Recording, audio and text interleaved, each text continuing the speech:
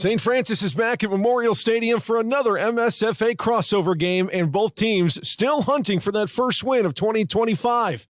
The Saints have shown firepower on offense, averaging nearly 25 points a game behind first-year starter Nathan Mall. On the other side, the Blue Devils trying to jumpstart an offense, averaging just 10 points a game. History says this one leans St. Francis, with USF having won all three meetings since 2019. Can LTU flip the script, or does USF keep its perfect record in the series alive?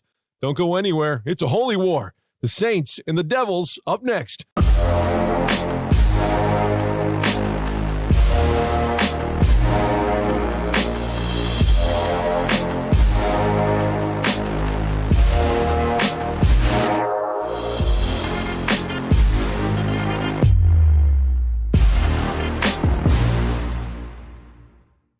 Good afternoon. Welcome down to Memorial Stadium. Nick and Coach Dan here with you ahead of week number 3 of St. Francis football. Coach, welcome back. It's nice to be back home after that long trip up to Michigan.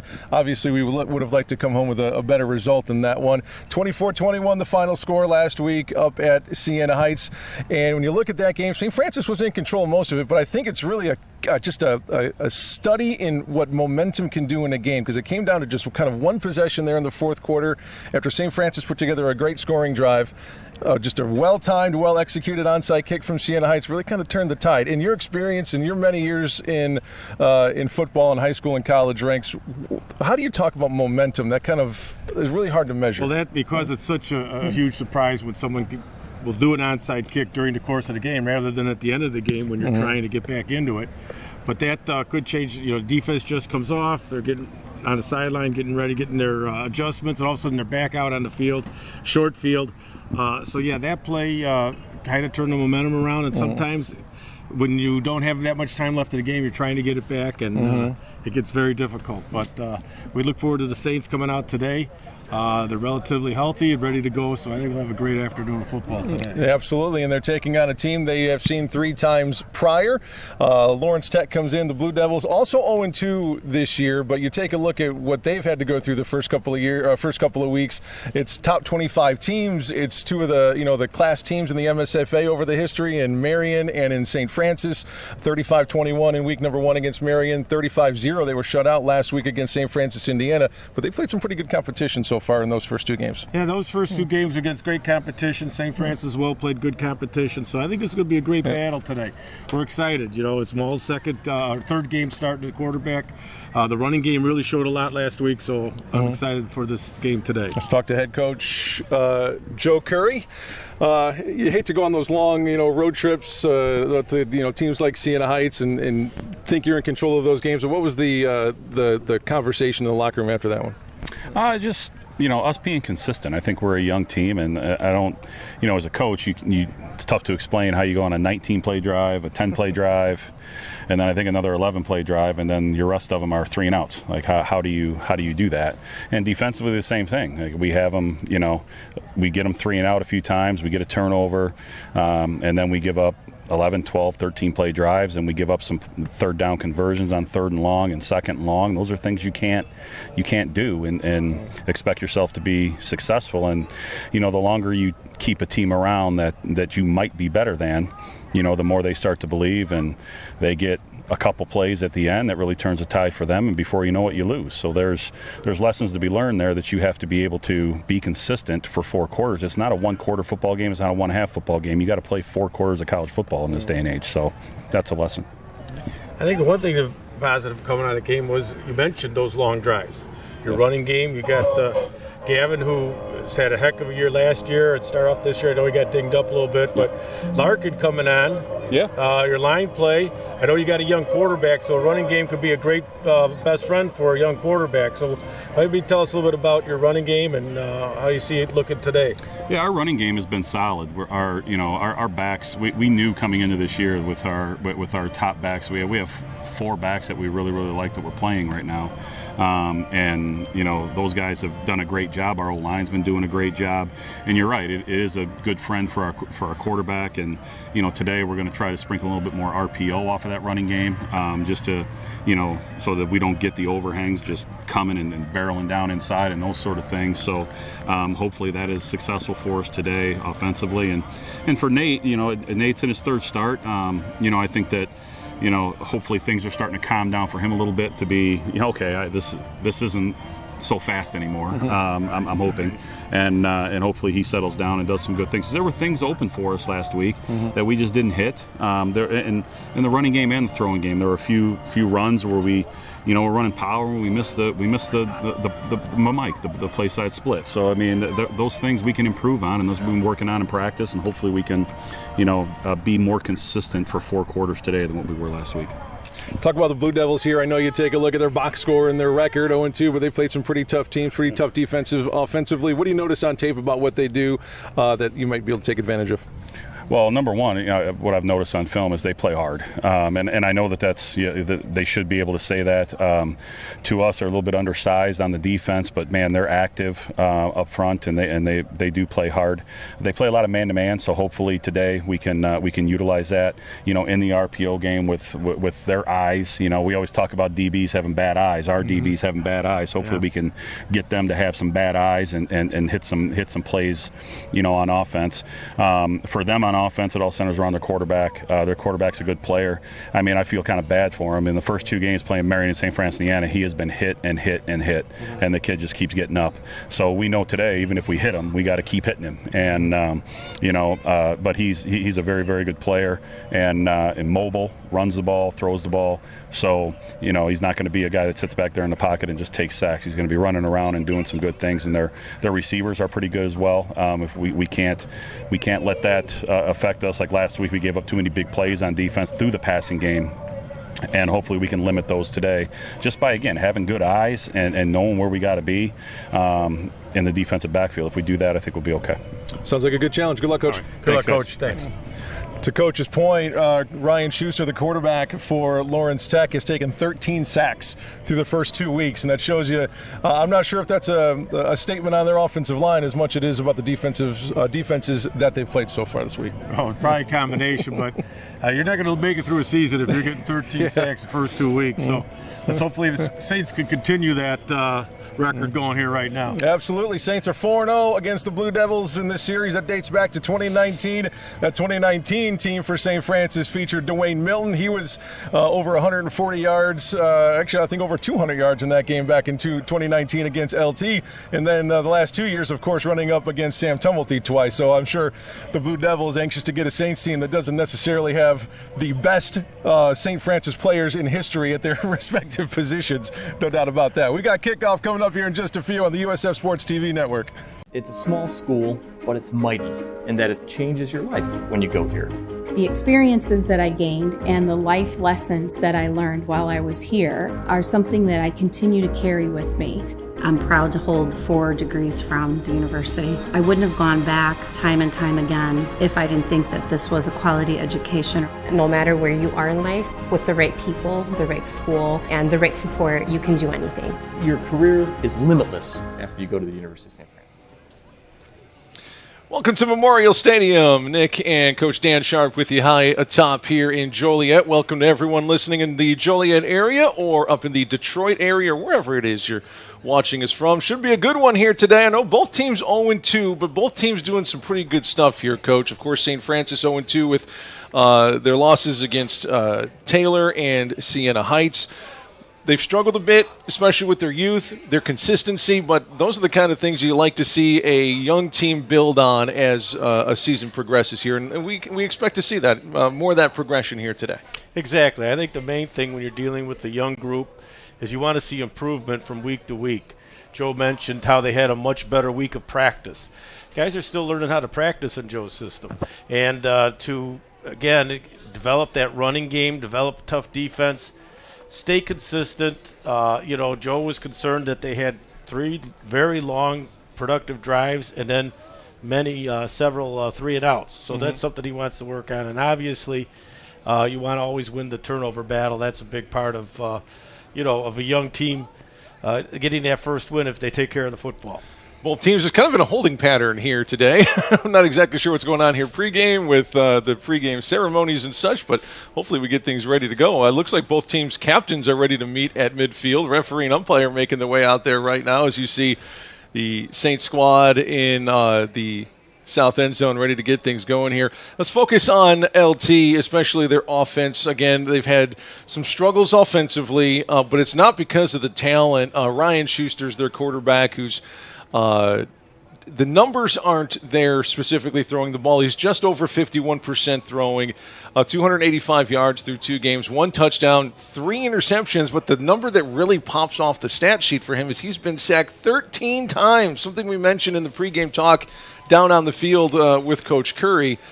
Some of that might be a factor of the young offensive line. They do have some true freshmen along the offensive front, but they played some pretty tough teams. 2 top 25 teams in Marion and St. Francis, Indiana, the 2 teams that really have been kind of the class of the MSFA. So I wouldn't put too much on those numbers. Maybe the defense for St. Francis can get to them, and that's going to be a real key because St. Francis's defense has been giving up a lot of big play, chunk plays through the passing game. Well, I think that Coach Miller, I expect him to put some pressure on that young man today at Lawrence Tech. It continued to pressure him, create sacks, and those are 13 sacks. We don't know how many times he's been hit. Mm-hmm. And we were talking earlier but pregame, that could take a toll on a young quarterback as the season moves on to have that many sacks in the first 2 games. So I would expect to see St. Francis try to get after him a little bit, and hopefully they could get him to make some bad decisions and create some turnovers. The coin flip has been complete. Let's see what our referee Alan Davis says. It was won by St. Francis. They will defer. LT is going to get the football first. Of course, the captains for St. Francis, Carson Hansen and Marcelo Bernardi on the defensive side. Offensive side, it's Carl Bew, the sophomore. And how about that? Ryan Urisic, the true freshman of JCA, number 89, getting the call to be a captain as well. Pretty good honor for a true freshman coming in wearing the brown and gold. Yes, it is, and I was real impressed with his play last week, particularly his blocking in the first game of the year, and I'm sure he had a great game last week, so earning those honors. Speaking of blocking from the tight end position, we like what we see from Jake Friddle, who's gotten a lot more involved in the offense, a lot more involved in the passing attack specifically. Jake Friddle already with 6 catches, 99 yards, and 2 touchdowns. Not a ton. I mean, pretty good for 2 games. But when you consider what he put up productive-wise last year, just 5 catches and 49 yards, no touchdowns total. So he's already almost doubled his offensive production in just 2 games. Now, obviously, his role has evolved a little bit as the offense has changed from one year to another. So love to see number 88 get involved, especially in the passing game. That big 6'2", 230-pound frame is pretty inviting when you're a young quarterback thrown into the end zone. Yes, and especially off your play action and the way they emphasized the running game last week. Play action will be a big part. And they also like putting them in the slot, particularly into the boundary, and that creates some mismatches for them as well.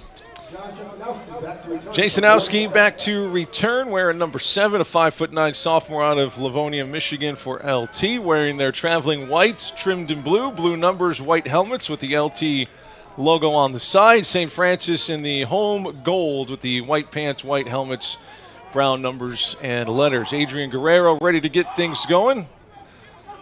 Our back judge gives him the ball, sprints off to the other side of the field. That man looks like he could still play some football, too. Yeah, he's got a play or 2 left in him, doesn't he? Yeah, he sure does. Nice day out here in Joliet. A few spits of rain pregame. Bit of a cloudy sky, but a beautiful day for some football as week number 3 off and running here in Joliet. Nice kick, end over end, right down the middle. It'll be Jasonowski for the Blue Devils from the 6-yard line. Cuts it back toward the hash, leaps, and is met by Adrian Guerrero, the kicker, putting him down at the 30-yard line, not afraid to mix it up. Well, you don't usually see the kicker being part of the coverage, but he was down there. A lot of times the kicker stays back and is the safety, but Guerrero got down there, made the big hit. Great coverage by the Saints. And here we go. We're going to see if they're going to bring some pressure on this young quarterback at Lawrence Tech. I would say a long history of kickers not afraid of contact here at St. Francis. Good to see Adrian Guerrero mix it up. 77 degrees, winds out of the south around 5. That shouldn't be too much of a factor. The rain might be. We'll keep an eye on the radar Offense is on the field for LT. Number 5 is Ryan Schuster, the redshirt junior quarterback.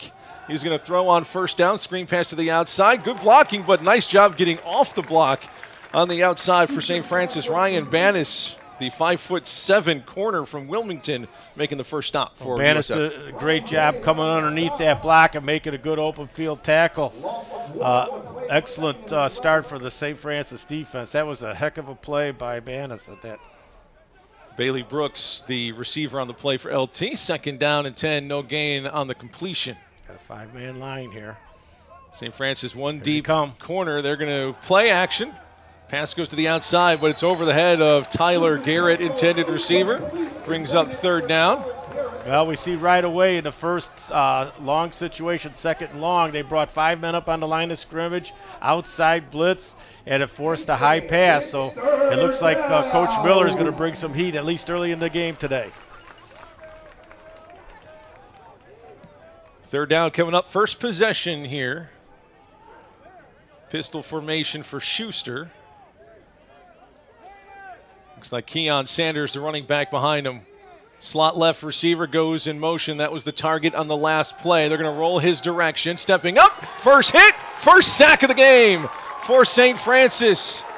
It's the newcomer for USF, Charlie Brooks. The sack, and that's the 14th sack of the season that Lawrence Tech has given up. It's a good way to start defensively, and on comes the special teams units. Yes, the 3-man rush. They were able to pressure, but just 3 men. Had 8 men in coverage, excellent zone coverage over the top, and there was nowhere to throw the ball, and they just collapsed the pocket, the Saints did, creating a 4th and very long.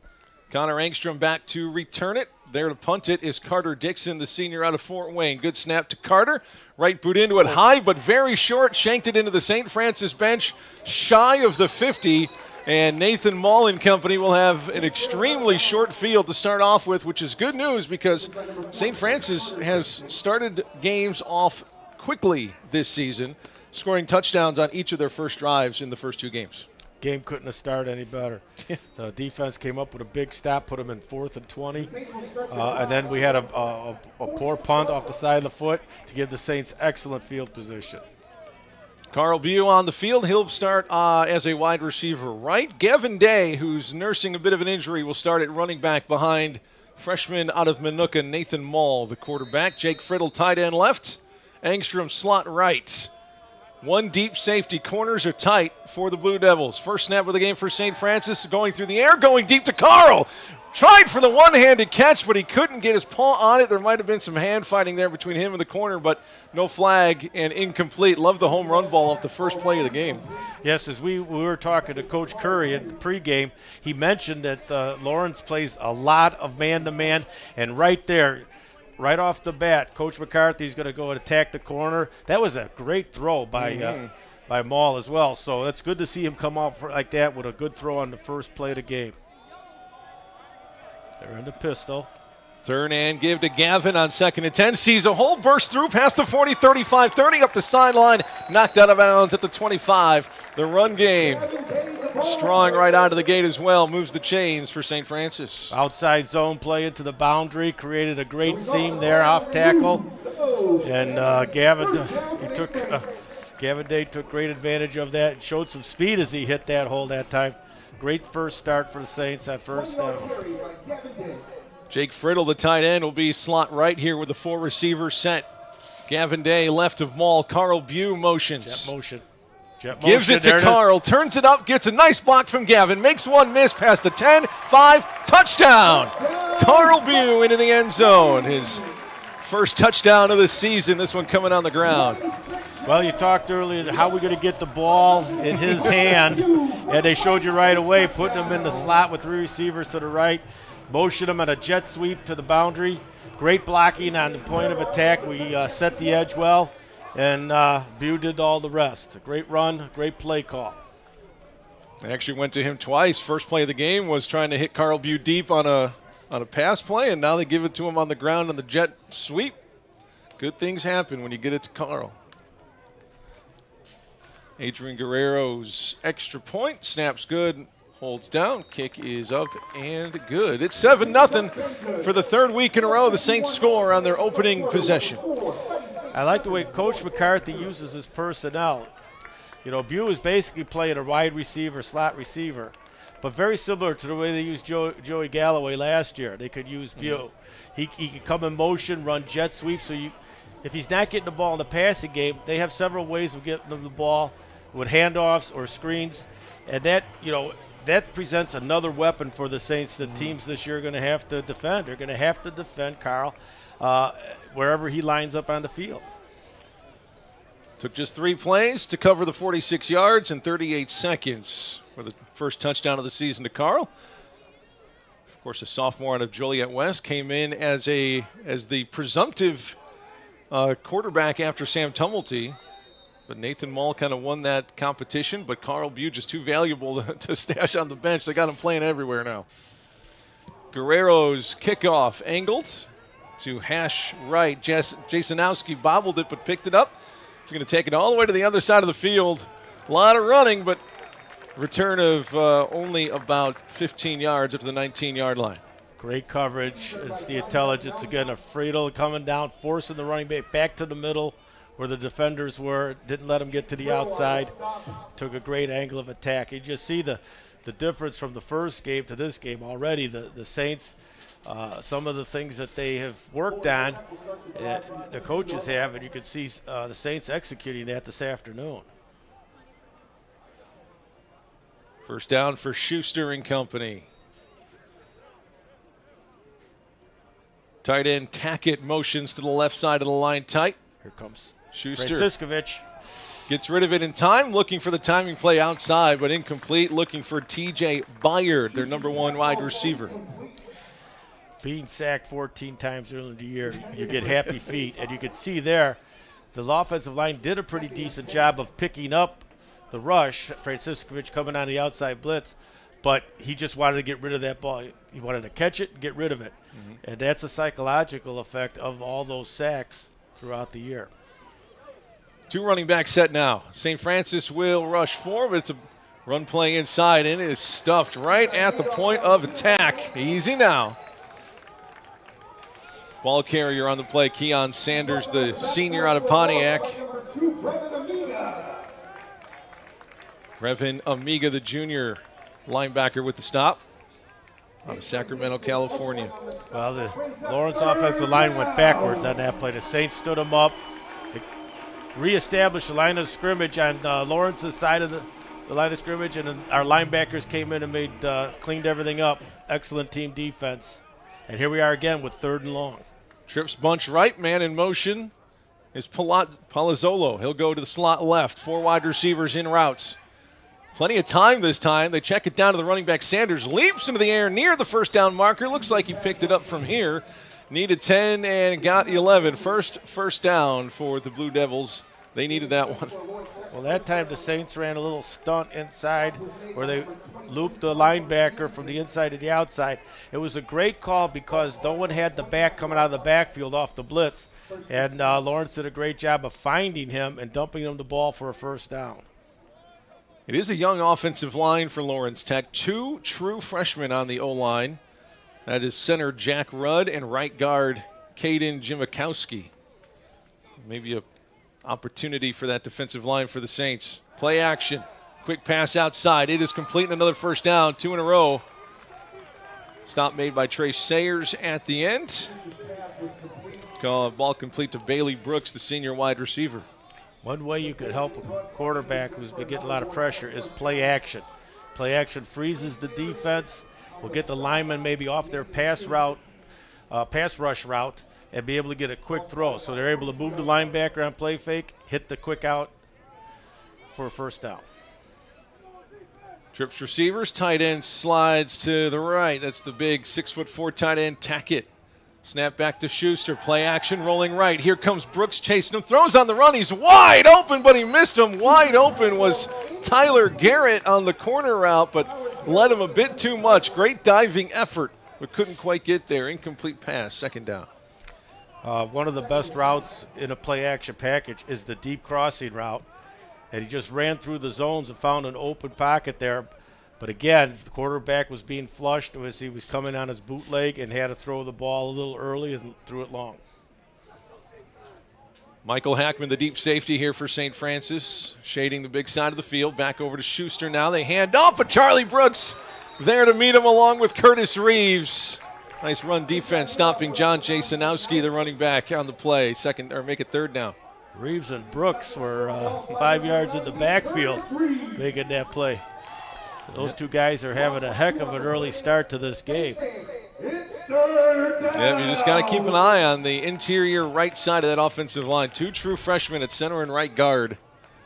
And they're attacking them. There's the two big boys up front, 94 is Brooks.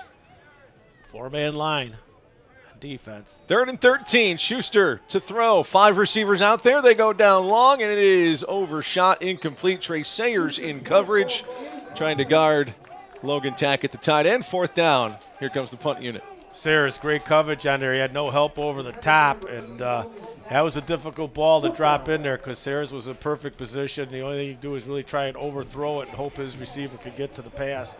Very impressive. Gets it off. Nice high angle punt. Engstrom, fair catch called for and made at the 29. That is a long run to get to that ball and made the catch on the run. Boy, I like the way he relaxes under that ball. Yeah. Very confident young man.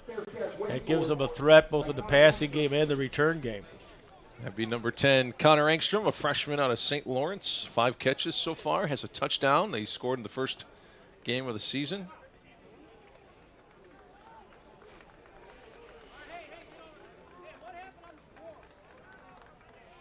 Here comes Nate Mullen company. Everyone not really in a hurry. Both teams just kind of walking out there. There's Connor, number 10.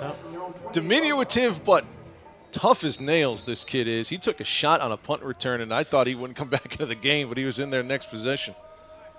3 wide receivers. Tight end is Friddle. He'll move to the left. Bew all alone on the right side. Snap to Nate. Fires to Carl. Quarterback to quarterback completion for about 8-9 yards. Well, that was a nice little move that McCarthy had with the offense there. He motioned Friddle, and the outside linebacker stepped and came over to the middle of the field, leaving one-on-one. There was no underneath coverage on that pass. It had the quick out route for 9 yards. Just a nice little wrinkle, move Friddle, force the defense to change, create a one-on-one situation on the outside. There have been 4 offensive plays for St. Francis so far. 3 of them have been to Carl Bew. A run play, a pass completion, and an incomplete pass down the field. That was your call. For the 2nd down and 1. Here's Nate to throw. Across the middle to Friddle. Picks it up past the 50. Makes another miss. A 3rd on a spin cycle. And it takes a host of Blue Devils to drag him down at the 35-yard line. A pickup of over 20 yards to Jake Friddle. Boy, I just love Friddle. The way he plays, that was a great route. He ran a little dig route over the middle. Kind of sat in the hole there. Great pass by Mull. As you can see right here, Friddle will come over, look at him sit right in that area, the window. Excellent throw. He had little underneath and Friddle over the top. Decent coverage as well, really. 28-yard completion to Friddle. I tell you, Nate's throwing the ball extremely well. Into the game for the first time, Aaron Larkins at running back. Bew jet motion. They give to Carl again. Blocking out front. Gets through into the second level before he's pushed out near the 25-yard line, close to a first down for Carl Bew. So 5 of the 6 offensive plays have been the number 1. It's the Carl Bew show so far today. And again, I love the fact, McCarthy's getting leverage in the boundaries. So he's got multiple receivers to the wide side of the field, motions back to the boundaries, and he's getting great blocks from his tight ends and his wide receivers. Excellent game plan for attacking the weak side of Lawrence's defense. Looks like Carl's off the field for this play. Friddle is that's number 11 out there, I believe. Mason Hackman wide right, but they're going to keep it on the ground for Larkins. He's folded up right at the line of scrimmage, maybe got 1 on the inside carry. Well, what they did there is they motioned Friddle, and they're seeing how the defense is adjusting to his motion because he did what we call yo-yo motion. He went one way and came back. So he started, came back, and reset it in his normal position. They ran off tackle, but they saw how the safety slid, and that may open up some decisions for play calling later on when they want to attack the wide side of the field. Larkins still in at tailback in the pistol. Bew back on the field. They're going to throw to the left this time, looking for Ryan Little, but A little miscommunication. I think Maul thought Little was going on the fly route to the end zone, but he cut it off short and incomplete. Yeah, there was a little miscommunication there. Definitely Maul thought that was going to be a fly route. And that was the first time that I saw Maul get a little bit of pressure on that play as well. But, again, even though there was a misconnection, that was a beautiful pass. And you know what? I would throw that pass one-on-one to Ryan Little every single time. If they're going to sing, he will get a touchdown catch today in cover over. He'll go up and get it over a cornerback for a score today. Well, right here he's got it might no be help. This one, yeah.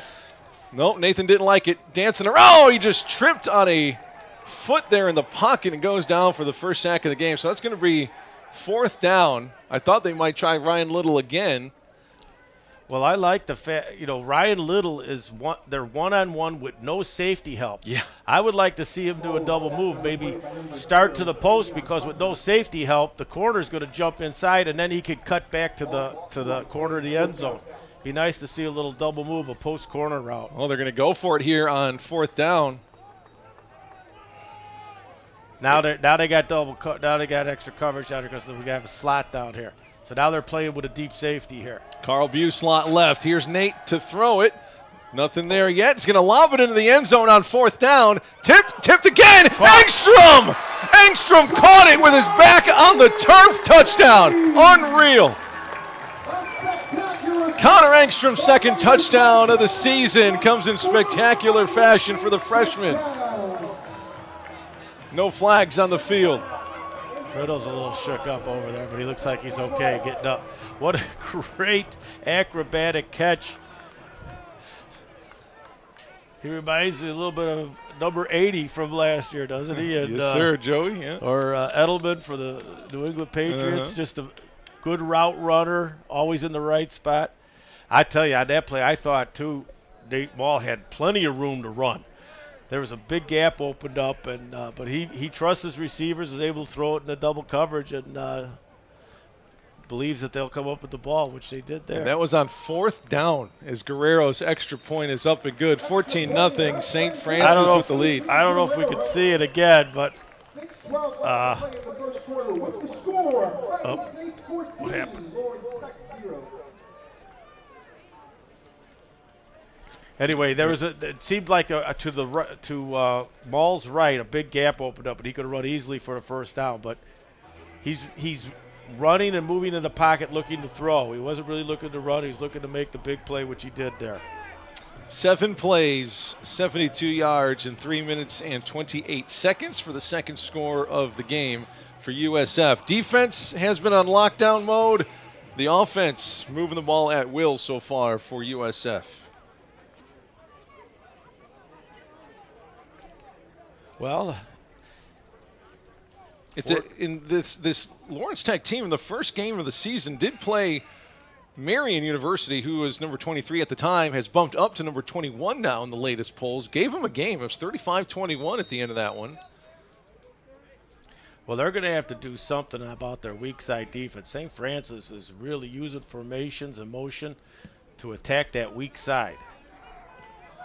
Short kickoff will be returned from the 9-yard line. Jasonowski goes outside the numbers right in front of the St. Francis bench. And out of bounds just past the 25. St. Francis just outplaying Lawrence on all facets of the game. There again, special teams, great coverage. We're playing fast. We're playing smart. We're not out of position. We're executing the plays, both sides of the ball. So let's hope, we get Lawrence down a little bit and force them to throw, and it's a team that's given up 14 sacks.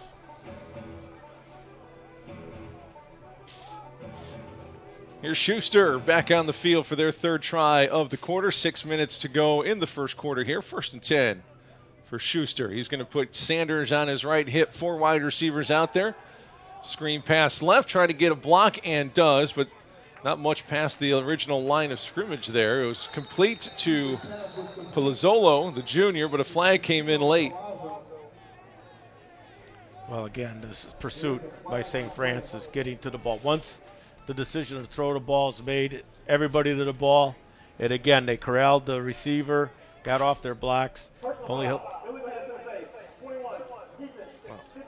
They're going to get Michael Hackman, the safety, for an illegal hands to the face.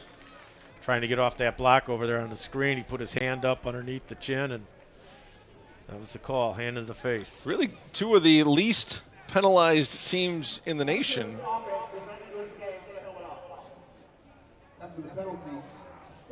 Both St. Francis and Lawrence Tech under, I'll say under 10, but USF now with 11 penalties on the season. LT only with 9, which is two of the best in the country. Inside handoff goes backward for Lawrence Tech. They just can't get any footing, and I'll tell you what, the St. Francis defensive line has been up to the task every single time they've tried to run between the tackles. Yes, they have. They've been forcing the linemen to stay on double teams, and our linebackers are right in their gaps, clearing things up. You can see that they are very well coached this week on reading their keys and establishing their gaps. Here we are with another 4-man front. I think Carson Hansen, the linebacker, on the end left. He's going to try to chase down. They're going to go with the option. They pitch to Sanders. It was played to perfection. Nick Franciscovich, the senior out of Lockport, there to put an end to it. And Sanders visibly frustrated, but Franciscovich, number 6 for USF, with a great stop, another tackle for a loss. He's one of the best defensive players I've seen, the way he played. He feathered that, made it look like he was taking the quarterback, forced the pitch, and he was right on the pitch man immediately. Tackle for a big loss. And here we are again. Look at 3rd and 15. St. Francis have put these guys in terrible third down situations every series. Only 35% on third down this season. 4-man rush. This is something new we haven't seen from St. Francis. They find a guy in the middle, makes him miss to the 50. Tried to stay on his feet, but he's chopped down before midfield. That's going to be shy of the first down with the completion to Palazzolo. Well, that was the theory of the defense that time. They brought 5, they rushed to 4, blitzed an inside linebacker. Secondary was deep, forced the short throw, and then tackle. And they came up and tackled and forced a punt situation here.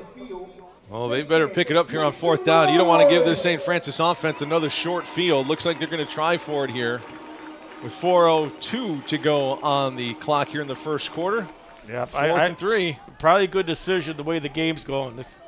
They could try to get a first down here. And yeah, they might want to talk about that. Yeah, timeout called by Lawrence Tech with their new head coach. Coach O, they call him. You know what's really funny now, his last name, I'm going to try to pronounce it for you, and I know I'm going to be wrong, so I apologize. Olsznistek.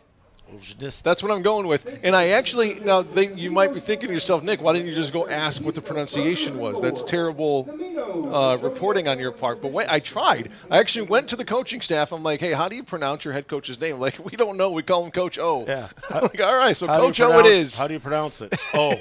Oh. Coach O in his first year, he joined Lawrence Tech just last year under head coach Scott Merchant. Scott Merchant resigned this year. So the offensive coordinator, Coach O, in his second year at the school, takes the reins as the head coach, which is opposite story for Coach Joe Curry, obviously, in his 14th year as head coach, and has been with the program for 24 years as a player, as an assistant, and now the head coach for almost a decade and a half. Yes, they've done a fantastic job of building and developing the program. All right. They're still going to go for it here. 4th down, 4-man front for St. Francis. Looks like 4 defensive linemen on the field. There's the snap. Quick throw outside, nearly intercepted. They were not on the same page at all, and a turnover on downs at the 49. Well, great coverage there, and you could see that number 3 back there, Trey Sayers, was reading the quarterback all the way. He was free. They ran a route up the sideline to try and draw him out, but he got depth, read as soon as the ball was thrown. He was right there. We had the receiver double covered. Excellent job of coverage. And the St. Francis little wrinkle, at least from what I've seen, they normally play a 3-man front, and to see them playing a lot of 4-man front with the extra defensive lineman or walking a linebacker up, I think it's presenting problem for Lawrence in their protection game. Gavin Day back on it, running back, left of Mall. They got 3 receivers right, 1 left. Fault ball, left hash. Bew in motion again. They fake it to him. Design run for Nate. Not a lot of room there. As the ball comes out, fumbles have been an issue for St. Francis, and it will belong to the Saints. Thankfully, second down coming up. That is the 7th fumble of the season here through just in our 10th quarter of play. Those are the things you're dealing with as a young team and developing and hang on to that football, protect that football. But we may have seen something develop here for Saints offense. When they put Bew in motion, a safety came man-to-man with him. That could open up a quick pass to the wide side of the field. You put Bew in motion and move the safety, and you may have one-on-one. Nate's going to roll left. Got a couple receivers this side of the field. Nothing downfield. Tried to run it himself, and he's taken down at the 44-yard line. It's a nice pickup of 5. Brings up 3rd down and 5 for the freshman quarterback, Nate Mull. Very good decision-making there. There's a gap to run, and then Gavin gave him a nice block to get him 5 yards. When you're playing man-to-man, you run everybody off. If you got a seam, you could get a big gain running the ball as a quarterback. Look at how they put three receivers down to the short side of the field. Look for an outside zone down here to the short side of the field. Nope, went back to the wide side. They give to Gavin on 3rd and 5, and he went backward a yard on that play. So 4th down coming up. Adrian Guerrero is going to make his way on the field to punt it away for USF. First 3 and out of the game. Lawrence really didn't adjust to the 3. They were defending the field more than defending personnel, and they kept an unblocked linebacker at the wide side of the field, and there was no one there to block him, and he was able to make the play. So it's great to see the mind game going on with Coach McCarthy and the defense of Lawrence Tech. He's using formation, motion, and that he's getting a lot of information from how they're trying to defend them. Good snap back to Adrian. Puts Beautiful. that spiral into the air. Angled right. Bounces at the 9 toward the end zone, but it goes into the painted area. They tried to get to it. Michael Hackman did, number 21, but couldn't quite get it. You know who's picking up the ball right now? That's the long snapper, by the way, Mike Carver, getting down the field, playing his part on special teams. Well, usually he's unblocked in a lot of the coverages. So if you got a good athlete that snaps the ball, you see in college and professional, a lot of time linebackers or tight ends or long snappers. And he got down the field very fast there. And actually, the deep man had to block him to keep him from trying to down the ball inside the 5-yard. You know, we don't give love to long snappers enough, so a lot of screen time here for 53. Soak it in there, Mike. Yeah. They have their whole group themselves. They have a whole clique, these guys. They're on social media and everything. The support group of long snappers. First down for the Devils. Hit by the linebacker Hansen, I believe, before it was cleaned up by Franciscovich, a pickup of 3. Boy, the linebackers are so active this afternoon. Reading their keys, filling their gaps. Team defense looks excellent. Thank you to whoever it is on our YouTube feed who gave me a easy-to-read pronunciation on Coach O's last name, Olenichek. Thank you very much, Pam. We appreciate you on the USF YouTube channel watching live. Appreciate that. Olenichek, thank you. Jet sweep this time from St. Francis, or from Lawrence Tech before Alan Richards was there to swing him down. That one went to the wideout Tyler Garrett. Yep, there's a difference there. The Saints with great angle of pursuit from their inside linebackers. The outside defenders held it up a little bit and let the inside backers and safeties come down and make plays. It's beautiful to watch how well they're playing the run game here today and just bottling up Lawrence. 3rd down and 7 after the 3-yard pickup. Schuster in the pistol. 4-man line. Here comes Franciscovich coming. Yep, Franciscovich on the blitz. They pick it up, but he bats it down. Incomplete. That was Nick, I believe, the linebacker who got up and knocked it away to bring up 4th down. What a play. He came on the blitz and saw the quarterback make a short drop, and then he readjusted the route he was on to get to the quarterback and stepped in the passing lane. Watch here. He comes up now. He'll stop, readjust right there, jump up, and knock the ball down. Great athletic play by Franciscovich.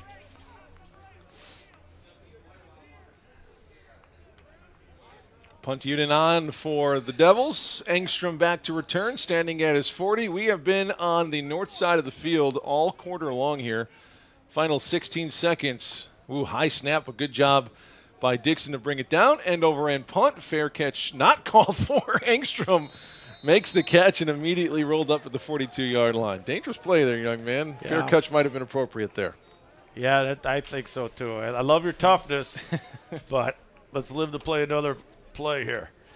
Yeah, you made a great point there. The game is being played on the north end where St. Francis has had great field position. That's due to the defense, the kicking game, and then they're taking advantage of it. St. Francis is moving the ball very well.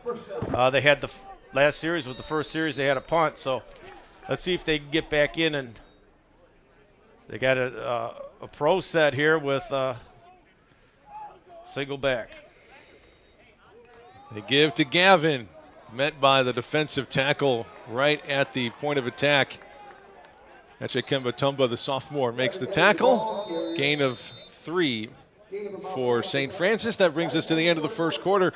All Saints through the first 15. It's 14-0 over Lawrence Tech on the USF Sports TV network.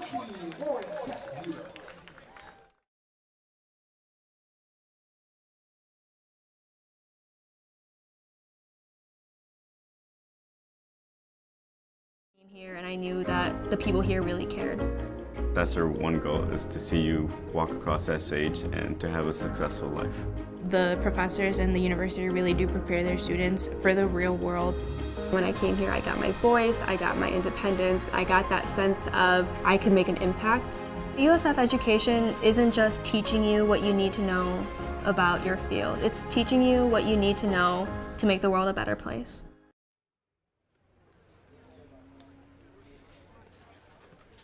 Back here in Joliet, pushing 80 degrees. Had a little bit of sprinkles before the game. Thought we might get rain. But you know the foolproof way to avoid rain during a St. Francis football game?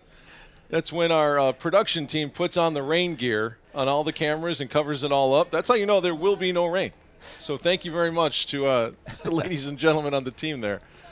And the work that they do week in and week out. You don't even know how early they come, how late they stay to get ready. There's Jessica on the camera today, really kind of does it all, helping get set up. But, yeah, as soon as they put the rain gear on, it's guaranteed to be a beautiful day.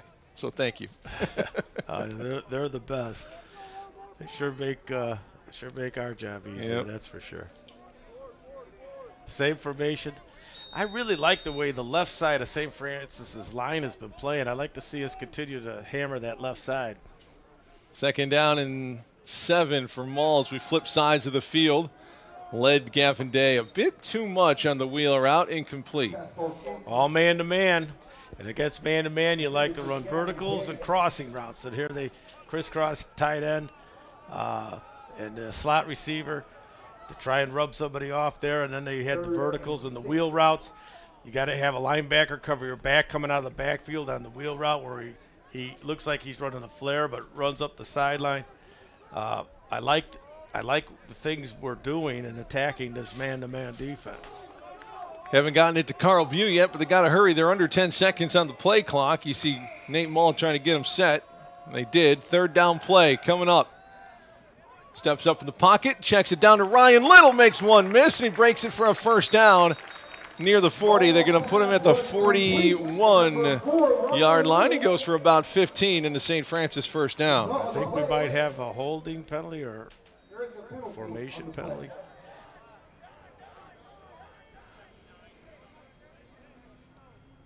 As you can see here, it's similar to what Lawrence did last time. They ran a little crossing route on 3rd and long, and St. Francis allowed the catch, came up and made a tackle. Well, that time, Little was able to break the tackle. Lawrence didn't come up and get it, but I didn't see the penalty there, Nick. Well, it looks like they're marching it off from the line of scrimmage, so I would assume that's a 15-yarder, right? Yeah. Must have been some kind of personal foul. Yeah, we missed the call there. Well, now we're like 3rd and 25. Yeah, that changes things a little bit. Let's see if they play a little softer than man-to-man. You can see that, the secondary's off a little bit. They don't want anybody to get behind them now. 3rd down and very long. Blitz is on. Nate's in trouble. Rolls to the left. No one there if he wants to run it. He's going to loft it up. That's a dangerous ball. But what an adjustment made by Friddle. A flag comes in. But Jake Friddle Huge play, nearly 40 yards downfield, moves the sticks, but we got to figure out the flag here. Boy, is he a competitor, Friddle. But this could go either way. I think it's going to be a defensive. He was holding Friddle all the way down the field, as you can see here. He's holding him, then Friddle pushes him off. Look at that. He was amongst 4 defenders, but Jake Friddle, number 88 right there in your screen, able to pull it down. What an offensive weapon Jake Friddle has become. He had 49 yards total last year and picked up about 40 in one play. He is an amazing competitor. First down, St. Francis into LT territory. Yeah. Nice move by Gavin Day, who's upended, and our 3rd flag in a row comes in. Holding on Friddle. Yep. So just as we heap praises on the double eights, he picks up the penalty. You see how quick Gavin Day is there. Well, it looked like when he bounced out, it was an inside play, and when he bounced out, you could see Friddle grabs the defensive end by the shoulder pads there. That would allow him to get around the corner there. So it was a designed inside play. The bounce out created the change of direction of the defensive end, and Friddle grabbed him by the shoulder pads. 2nd down and 20 after the penalty. Let me give it to Larkins. Stiff arms one, cuts it back up the numbers, almost to the original line of scrimmage, and then past it. He picks up about 13. Aaron Larkins, a beautiful run. Well, there again, running to the left side. I love this play where they put Friddle. They line him up as a like a mouse back tight, and he's in the B, lined up in the B gap, and they use him as the second man pulling. That was Gavin Day's previous run. And there's Aaron Larkins, who's leading the team in yards per carry with, well, probably after that run, over 7 yards per carry now for number 24 out of Valparaiso. There it is again. Same play to the left. Not as much room that time, but able to fall forward for a few. So it's going to bring up 3rd and manageable for St. Francis. What's great about this play, it's similar to the counter tray play that the Redskins ran back in the 80s. But instead of pulling the tackle, they're pulling their tight end from a wing position, which allows you not to have to fill block for the pulling tackle. It's a great little wrinkle, and again, Friddle could block like a lineman, and he could catch like a wide receiver. Larkins, the tailback in the pistol here on 3rd and 5. Maul to throw, going deep, one-on-one for Carl Bew. Makes the adjustment off his fingertips and incomplete. I bet you Carl wants that one back. Boy, that was a beautiful back shoulder throw, wasn't it, Nick? I'm really impressed with the way Nate's throwing the ball today. Whatever that receiver is a little high up on the coverage, you throw that back shoulder, and that was close to a big play. 4th down. They're going to go for it again here. No real wind to speak of, so that's not the reason, but Adrian Guerrero has not attempted a field goal yet this year. 3 receivers to the wide side, to the right. Snap. Friddle picks up the blitz, blocks another, throws on the run, looking for Engstrom, and incomplete. Led him a bit too much, and that's going to be a turnover on downs for St. Francis. That time they tried to run a little post corner. Took Engstrom, ran him toward the post, break him back out, but excellent coverage by Lawrence on that. See the ball out to Engstrom, who caught a touchdown pass in the first quarter, laying on his back. It's kind of a tip drill in the end zone, and the ball just kind of fell right to him as he was laying down. Lawrence Tech still looking to really move the ball here at all. Only 26 total yards for the Blue Devils through the first quarter. It's their first one of the second quarter here. Schuster, the quarterback. A redshirt junior out of Macomb. Claps, takes a snap, looking left, fires, and it nearly batted away, but a big play here for Lawrence Tech down the sidelines. Ball comes out, but bounced right back into the wide receiver's hands, T.J. Byard. That ball was a perfectly thrown ball over the hand. I believe it was Trey Sayers who tried to knock it away, but Byard with the catch and run flips the field for the Blue Devils. Yeah, our free safety, Hackman, came in and tried a little risk reward there, tried to tip the ball, just missed the ball, went over his head for a big completion. They did have it double covered. They started out that time with more of his own, and it was just an excellent throw.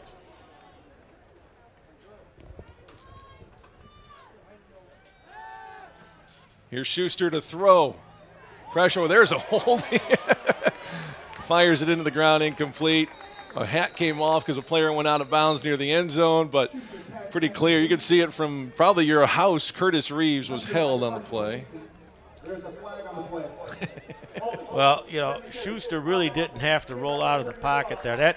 He put his right tackle in a bad situation. They had a good pocket for him there if he stepped up and just throw. But by him running out of the pocket without being chased, it changed the direction of the defensive line. And, of course, that tackle's going to grab because all of a sudden the pocket moved. Without him, he's feeling I'm doing a good job protecting here, and then all of a sudden Schuster goes outside of him, and now he has to grab defensive end on that play, Brooks, to save his quarterback from getting sacked. The hold brings it back to the 25, 1st and 20 for Lawrence. This is a new formation, 2 backs, kind of a T formation with the quarterback, 3 receivers. And it is sniffed out. Nope, Schuster kept it, but great defensive discipline there by Brevin Amiga, the linebacker, not biting on the fake, knew his assignment and made the play. Exactly, Nick. It was just great discipline, great execution of the defensive plan.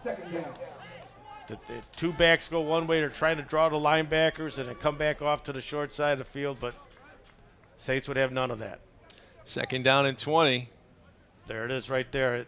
Great job. We got penetration. I think that was Brooks again getting penetration. And there's Amiga, junior out of Sacramento, California. Welcome to Joliet. Here they come. Linebackers, all of them blitz. Blitzes. Could have been another hold there. They get the pass to the outside. Good stiff arm by Palazzolo, but didn't get much further than that. Definitely could have been a hold inside there, but it's going to go for a complete pass, but only about a yard to Palazzolo. What the Saints defense is doing today, you can see here comes the 6 defenders. They blitz 3 and force them to get rid of the ball quick. But what the Saints are doing is forcing Lawrence Tech to play behind the sticks. They're always in 2nd long, 3rd long, which opens up the blitzes. Play your safeties deep to force the throw underneath, come up and tackle, and not give up the first down. Secondary is soft here for St. Francis, backing off about 15 yards here on 3rd and 17. They're going to get to again. Schuster on 3rd down and long out to the 45. 2nd sack. Carson Hansen clapping his hands. And a little pushing and shoving by Lawrence Tech there. And credit to the St. Francis defensive line, literally laying on the ground with his hands away, not to try to get penalized on the play. But take a look, see what you see here, Coach. We got a middle linebacker blitz right up the gut, makes a great play. As you can see, there's no guys in the intermediate route for Lawrence because you're not going to get the first down. You need 20 yards. So the Saints, their play on 1st and 2nd down are creating big sacks and turnover possibilities on 3rd and long. Frustration penalty there for Michael Boyd, the junior right tackle. And again, I can't give credit to St. Francis there enough because they was getting a bit extracurricular there, some pushing and shoving, but some great discipline to just put the hands up and just let the opponent push you because it's going to be a penalty on them every time. There's Carson Hansen, number 22. And why wouldn't you have a big smile on your face with another sack of the quarterback? Yeah. Do your damage between the whistles, not after, right? 4th down and a mile. They got to get to Route 52 for a first down, so punt unit's on for Lawrence Tech. The block appears to be on. St. Francis is going to try to get there. Can't quite, but a nice punt angled right. Fair catch called for and made by Engstrom at the 30. That's a real nice punt by Lawrence Tech. That could have ended badly. Nate Mall and company coming on with 9:23 to go. Great job by number 10. He does a great job in the receiving game,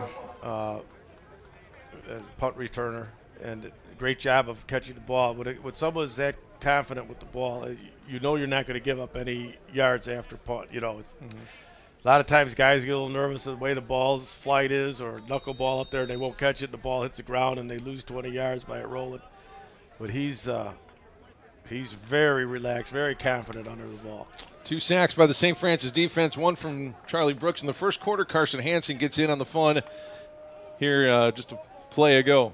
First down for Nate Mall. Gavin Day behind him. Friddle motions from the left side to the right. Hand off to Gavin. Nice block. Cuts it up the hash marks.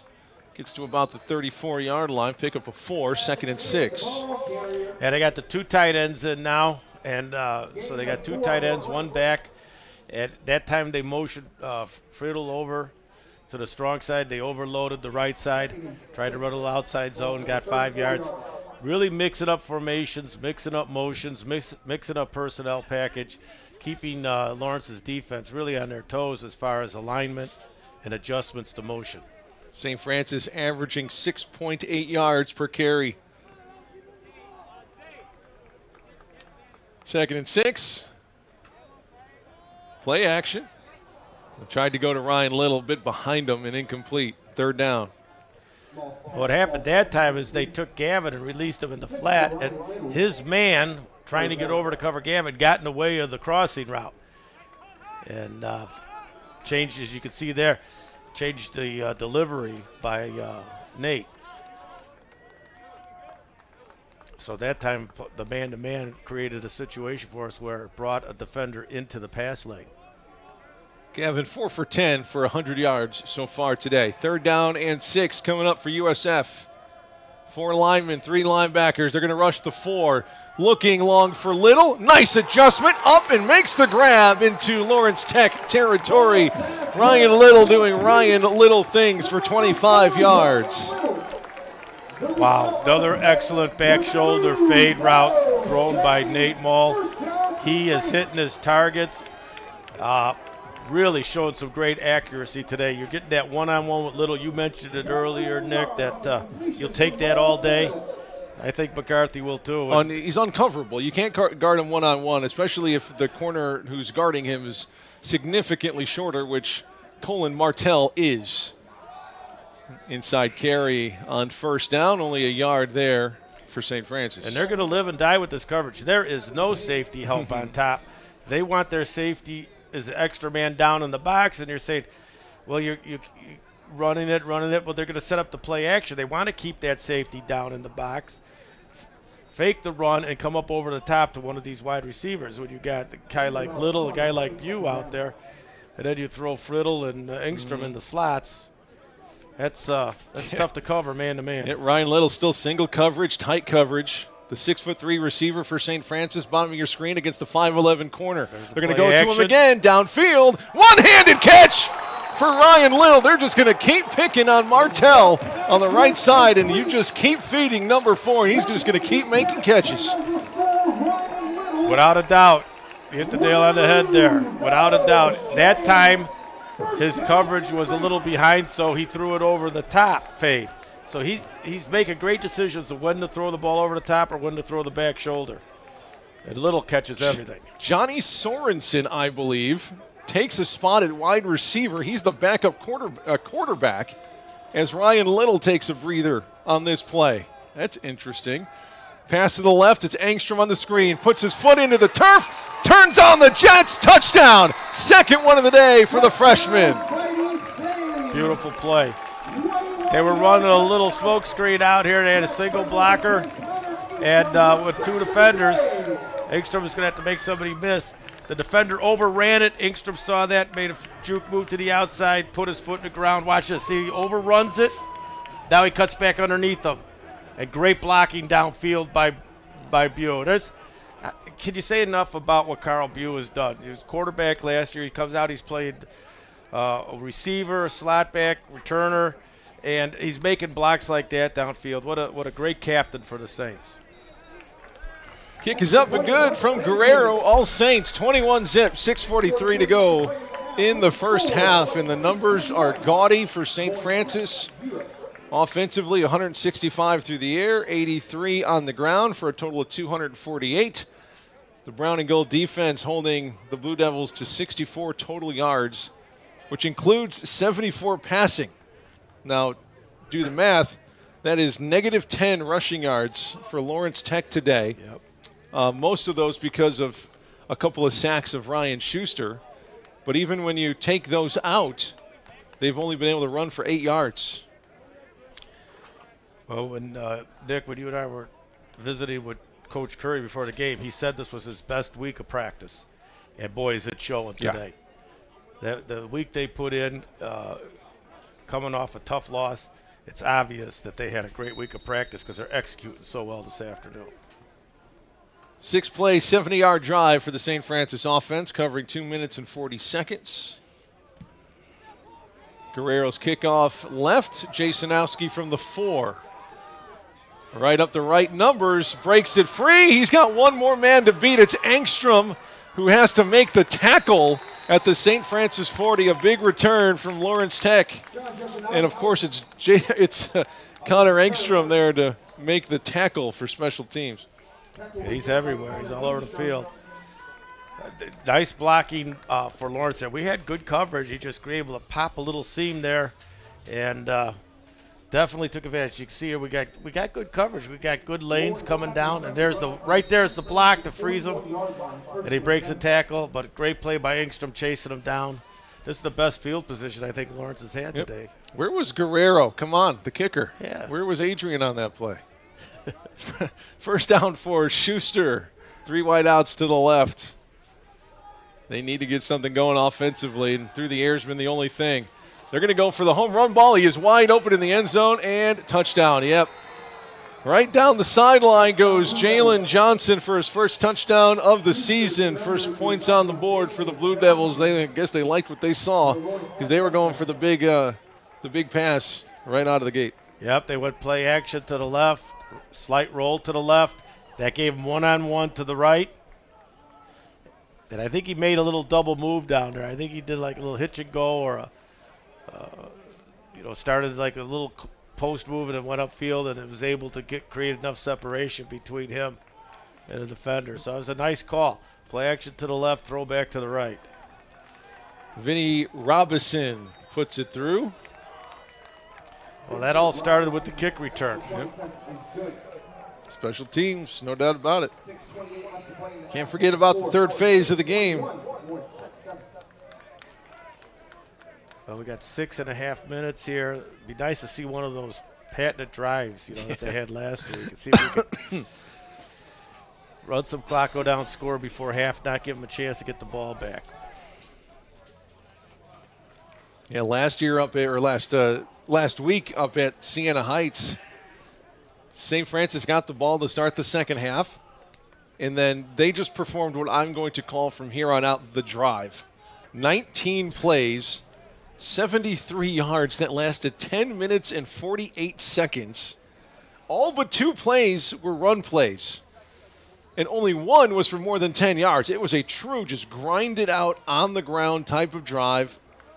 All the run plays they had except for 2 were 6 yards or less. If you had any big plays, it wouldn't have been such a long drive. But yeah, only two pass plays. One was incomplete and one was a 4th down conversion. Guess to who? Go ahead, guess. 4th down conversion. To, was it Bew? No, Jake Friddle. Oh! Kickoff goes right out of bounds.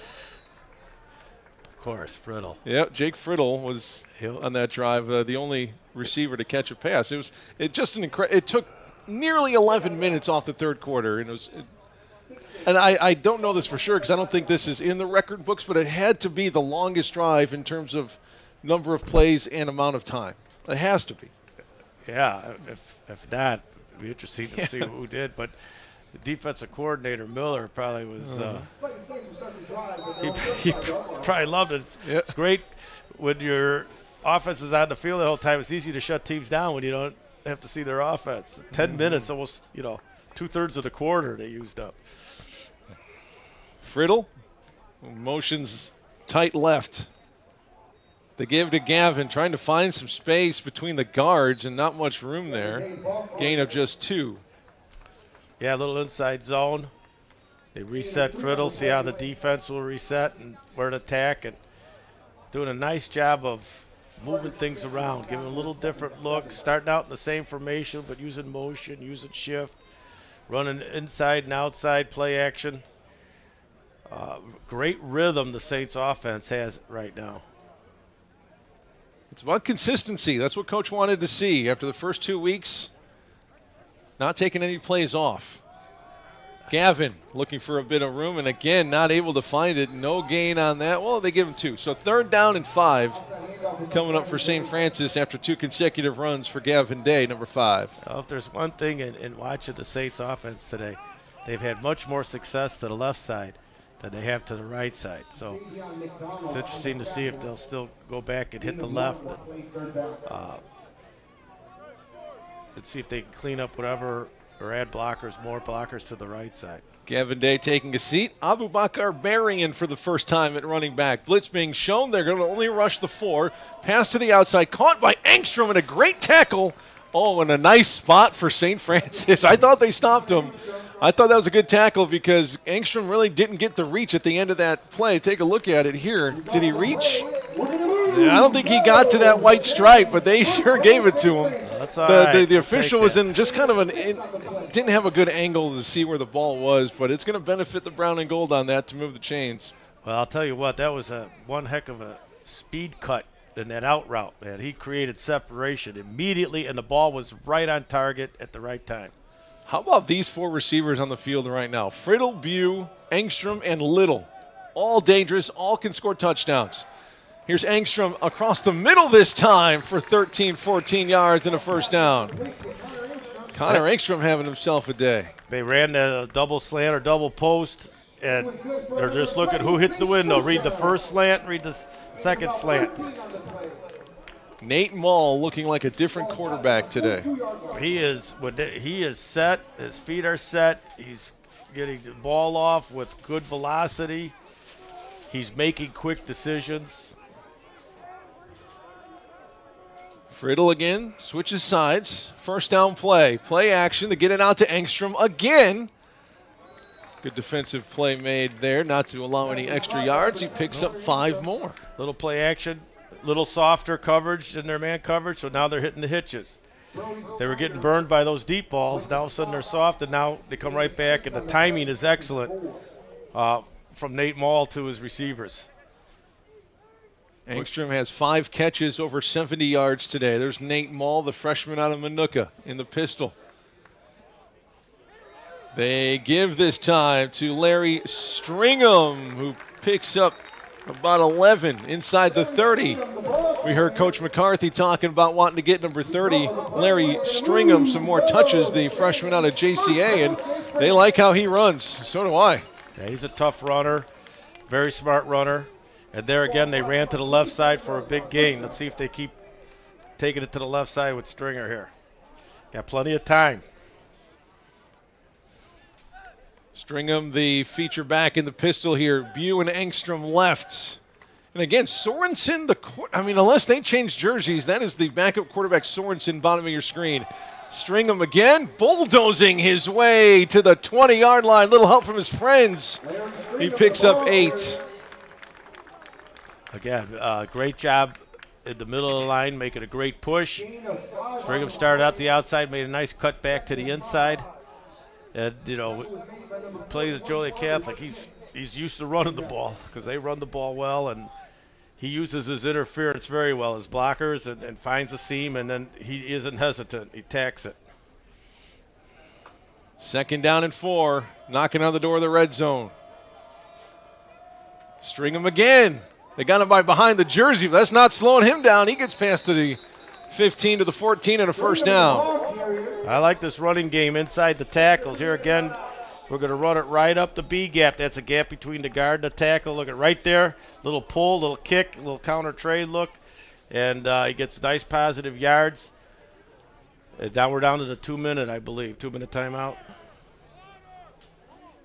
Yep, 2-minute break as the Saints into the red zone again, where they have been perfect coming into the game today. 7 for 7 scoring touchdowns when they get inside the 20-yard line. I like those odds. Yeah, for sure. Yes, it's really impressive, the execution of both offense and defense today. And great, compliment to the players for coming off the tough loss, the long road trip, getting back to work, having a great work week of practice, the coaches. teaching the plan and putting it together, and you just see improvement in their technique, their fundamentals. They're all on the same page. It's great when you can see a team click on all cylinders like you're seeing the Saints this afternoon. 299 yards of total offense, almost 300 yards in the first half of football. We got about 2 minutes to go. The Saints have been moving the ball at will today. Two big receivers to the right of the line here. It's Hackman and Little, both 6'3", 6'4". And then you got Friddle, tight end, tight right. They're going to keep it on the ground. Stringham hit by the linebacker at the 10, pushing forward to the 8-yard line. That's a pickup of 7 for Stringham. It's been the Larry Stringham drive here. Yes, and now inside the red zone, they had that time both Jurisic and Friddle in. I see Jurisic coming out now, and Engstrom looks like he's coming back in, so you're going to see the 3 wide receiver set again. Here's your man down here, Little. If they single cover Ryan Little, this is a touchdown. Oh, they're shading that linebacker to his side. Oh, not anymore. Oh, they moved him out with motion. One-on-one. No, they're not going to throw it. They're going to go to Stringham on the ground. He's close to the goal line, but it'll be a yard shy. Why go away from what's working, though? Stringham picks up the first down. First and goal coming up for the Brown and Gold. Take a look again. Well, I love him resetting Friddle to the left side. Look at the edge he gave Stringham. And Saints are just overpowering the right side of defensive line. That left side of the line is just handling them all night. Now they got double tight ends. Friddle right, Jurisic, the freshman, also Joliet Catholic alum. Boy, to the left. Look at the left. Look at the numbers we got there. Yeah, there's nobody over there. Nobody over. We can walk in. Maul, Stringham, straight ahead, touchdown. And they do walk in for the 4th touchdown of the game, 27-7 with 47 seconds or 41 seconds to go. Extra point coming up from Adrian. They started that drive, Nick, with I think it was 5 minutes and 30 seconds left.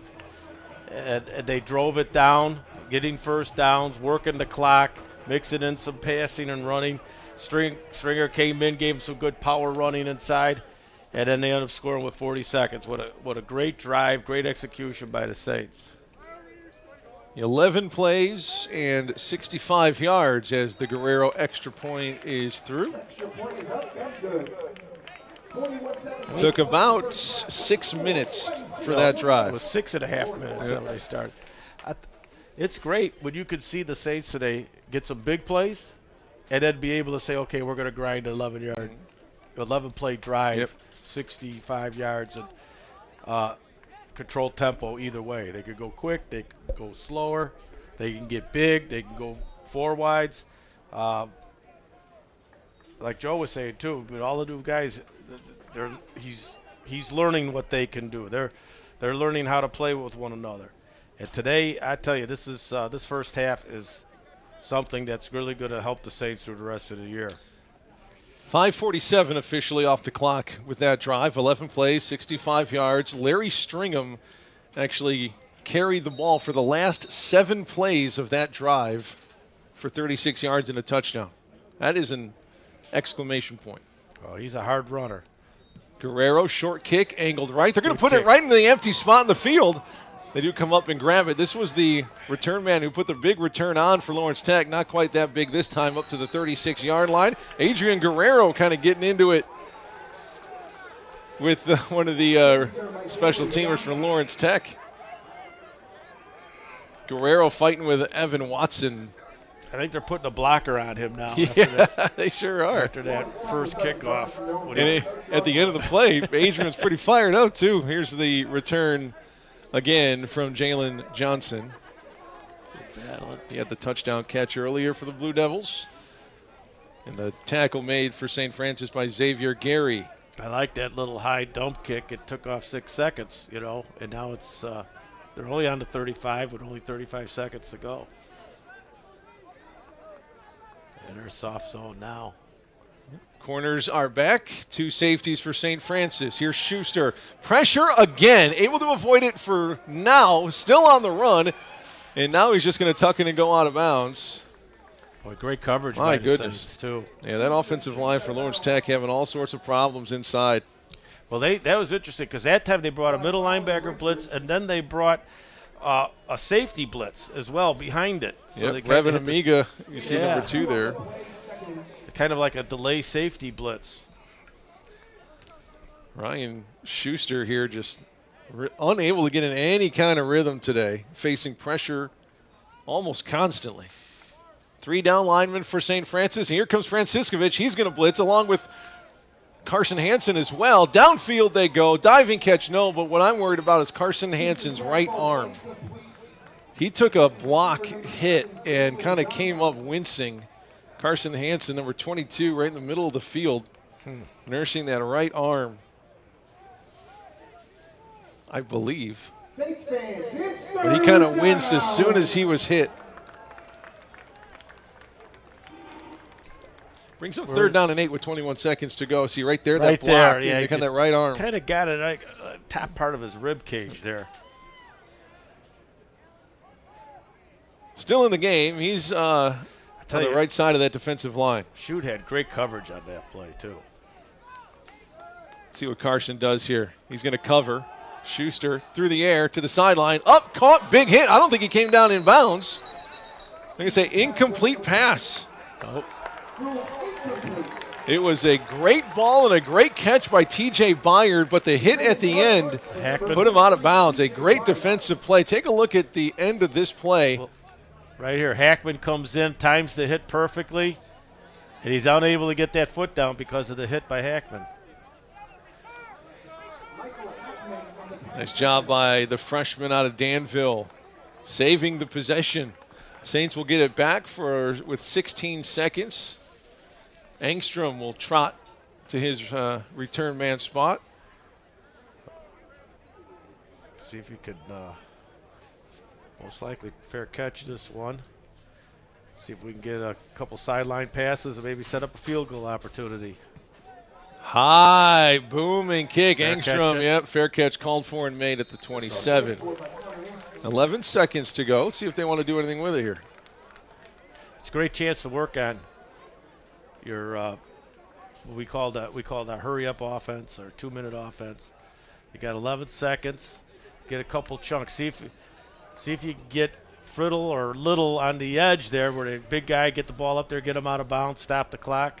Saints have timeouts too, so even if they go in the middle, if they want to, that's true. They got 3 timeouts. They got 3 timeouts left, so you're right. They could go anywhere on the field. Nope, they're kneeling down. With wasting 3 timeouts, you can't take them with you, coach. Well, they get the ball to start the half too, yep. So I can understand this. Nate Mall takes a snap, knee into the turf. 10 seconds will run off, and it is has been all St. Francis except for one big play from Lawrence Tech for their touchdown. St. Francis dominating the first half of this one, but we've said that before, and things can change pretty rapidly in the second half, so you're not going to want to go anywhere. 21 points can disappear in a hurry. Just ask this St. Francis team what happened last week. They're going to have to keep the foot on the gas here, but Nate Mall right there and company doing well, moving the ball and scoring touchdowns today. We'll get some halftime numbers after our quick break here. It's halftime here in Joliet. Saints on top of Lawrence Tech, 28-7.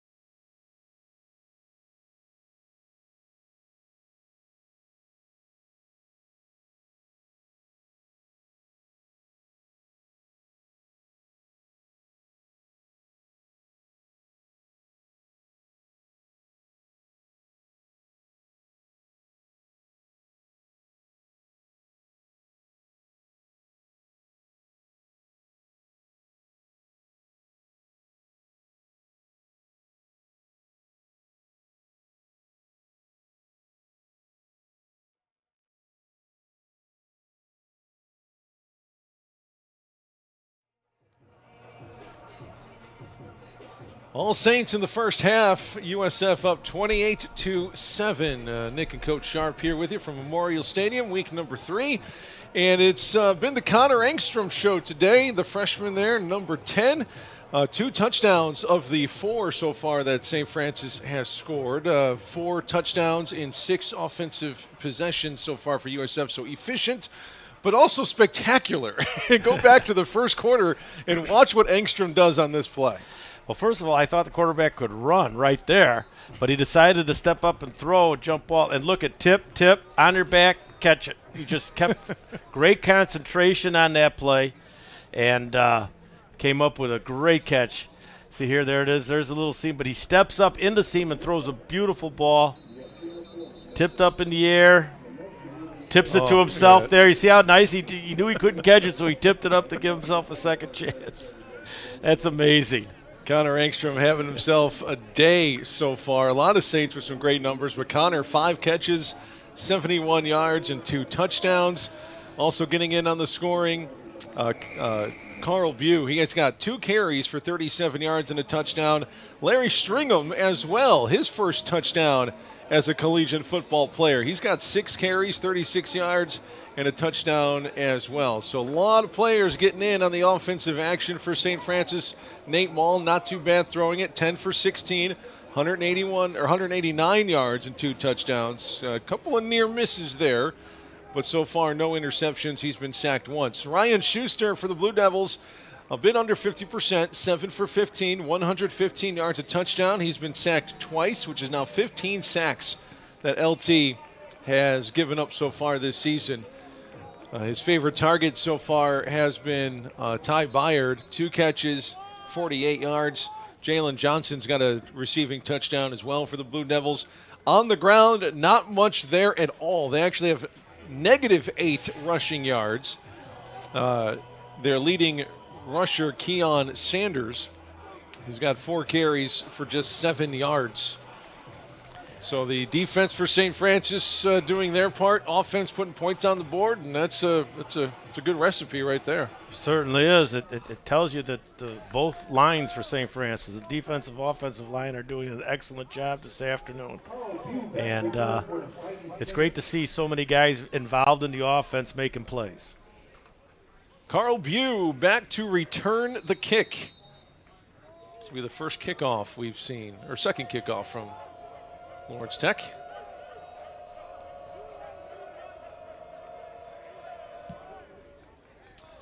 Carl will return it from the 3. Right up the hash marks. No wasted movement here, but shoestring tackle at the 35-yard line. Carl wanted that one. He saw it. He saw it. Wide open field ahead of him, and what a great play by number 4 for Lawrence. It came came laterally down the line there and just tripped him up. Just tripped him up enough. But boy, that's exciting. You see the burst there by Bew on that kick return. That could be some fun this year watching them return kicks. Yep, he's got catches, he's got carries, he's got returns, and he can throw it too. Looks like Stringer's getting the start here in the second half. Yep, Stringham the tailback. 2 wideouts, 2 wideouts right in the tight end. They're going to go to Larry. More of number 30. Look at the shoulder down. He's going to keep pushing. Here comes some help. He was hit about 6 yards downfield and picked up about 13. How about the tough running by the freshman from JCA, Larry Stringham? He's tough. He's quick. He's decisive. Coach McCarthy had a little smile when he mentioned his name before the game today, and he had some plans for him. But, boy, he's really showing us something here, the way he's running that football. Those linebackers for Lawrence Tech better know where number 30's at, because he's going to find them. Tight end left. More number 30.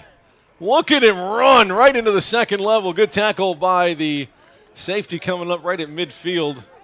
3-yard pickup for Larry. When you watch a good running back, you look at his body lean. And his body lean, he's in such perfect position to take on contact, and he keeps the legs driving. You never see him go backwards. He's always getting 1, 2, 3 yards after the hit. Larry, 5'11", 210.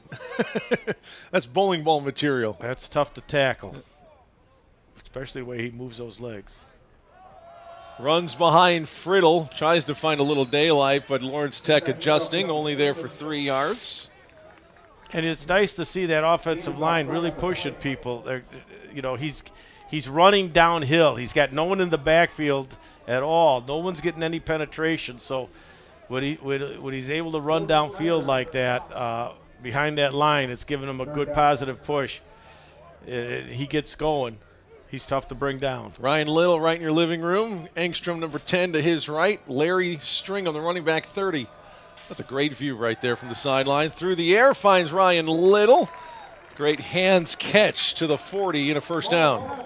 You get the corner playing soft, you're going to see hitches and slants. You can't see the corner roll up tight, you're going to see fades and back shoulders. And I just love the way they're just reading the defense and taking what is given to them.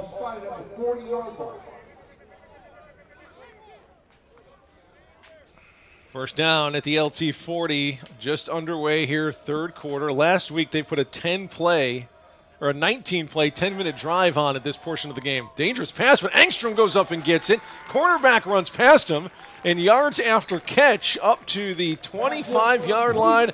Another 15-yard chunk of play for USF. He's got those quick feet. He could stop on a dime.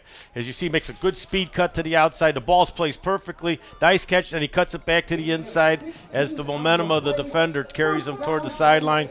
Just, again, not only excellent talent, but very smart football. Nate Mull throwing the ball great today and trusting his receivers. I don't think he's just waiting to see them get open, but he's throwing it where he knows they're going to be. And those wideouts are making some plays today. 2 tight ends. Here comes Carl in motion. Gives it to Carl. Cuts it up quickly, but rolls up on one of his offensive linemen. And okay. Whew. He saw a seam there, and he went to plant and just slipped a little bit. As you can see him coming, jet motion, the lead block. And just right there, he either tripped over the defender's foot there, but he saw that seam and was ready to take off. That could have been a touchdown on that play. I thought Gavin Day was going to go get a lower leg injury there, but he seems to be okay. There's Carl. The do-it-all man for the Brown and Gold. He's split out wide right here on 2nd down and 10. Friddle motions right. Gavin looking for some help. Ball's out. Lost it on the fumble. Another fumble from St. Francis. Second one of the day. The 8th fumble of the season. The 6th fumble that has been lost. That's tough, too, because they took Friddle, reset him. Defense did not adjust. They had a nice hole off to the right side here. Friddle comes over, resets. There's the handoff. He's got to get that ball higher. He's got to get it high and tight where he can really hold it tight to his chest. When the ball gets low, the elbow comes out, creates an area where you can punch the ball out. And that's something that I know they work on. And it's funny, when you get into you got to run, you see somebody try to cut, you drop your arm a little bit and expose the ball. Schuster in the pistol. Snap back, looking to throw. Here comes the blitz. Gets rid of it in time. Receiver is in space at the 20, able to pick up about 7. 2nd down on the way. Yeah, a little curl route against the zone. They picked it up pretty nice that time, Nick, protection-wise. Schuster stayed in the pocket that time, patient, and was able to hit that curl route. Look, he stays right in there good, steps up, throws a nice ball. Alan Richards there for the stop for St. Francis. Let's see what kind of adjustments that Coach O makes here. 4-man line again. And Sayers thought about blitzing. He's in coverage. They're going to go deep, and it is caught again and out of bounds near the 50. Hackman pushed him out of bounds, but another big play to Jalen Johnson. He's been their big play threat downfield, and that's the 2nd time he's come up with a big one. Well, they bracketed him. They ran a short route underneath him and then a go route on top of him, and he kind of hesitated, and that allowed a little window to open up before the safety could get over and was able to complete the pass. And a man in front and a man behind, and there was just a hair of indecision there. Lawrence Tech showing a little offense, moving the ball here on this drive.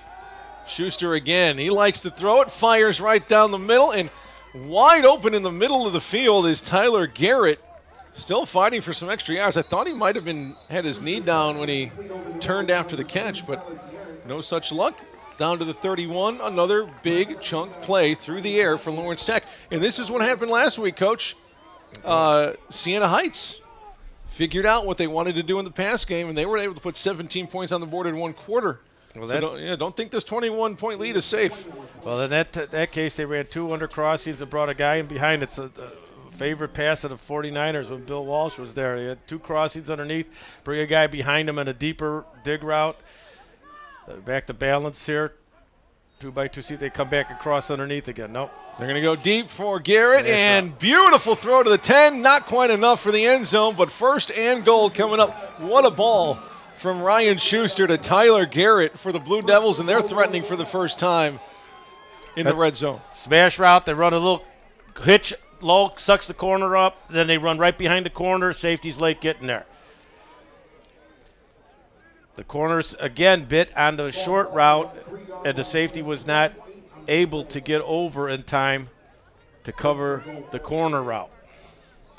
First time into the red zone for Lawrence Tech. Haven't been incredibly successful from here where the field shortens up.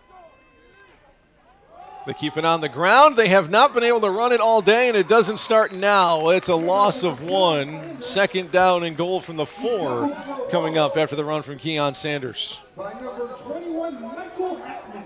Wow, the entire defense, it seemed like the Saints were in the backfield on that play. That was, Sanders gets the ball, and right there he's greeted by half the Saints defense right as he got the ball. Lawrence Tech only 2 out of 4 times scoring touchdowns from the red zone this season. Good stuff for the throw down here. Schuster option, pitches, Sanders. Nobody there again. Great job by St. Francis to shut the door. Third and goal. Shoot there for the stop. They do a great job of forcing the pitch early because once the ball's pitched, everybody knows who's getting the ball. There's no deception anymore.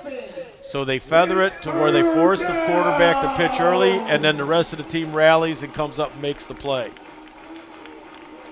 Last time they looked like they were playing zone down here with a 3-man line and 8 in zone coverage. It's going to be tough to find a hole to throw the ball into the end zone here. Back to 4-man line. Third down and goal from the 4. Play action. Back in the end zone. Tight end is wide open. Great play design. Yes. And they get it to Logan Tackett for the touchdown, his second of the season. Yeah, they ran a jet motion and play action. There's the motion, play action, and then they just crossed this tight end to the back of the end zone there. Wide open. So they got the jet going to the left, and they're bringing the tight end back across to the right. Was able to move the secondary with the jet motion, opened up a wide open receiver in the back of the end zone.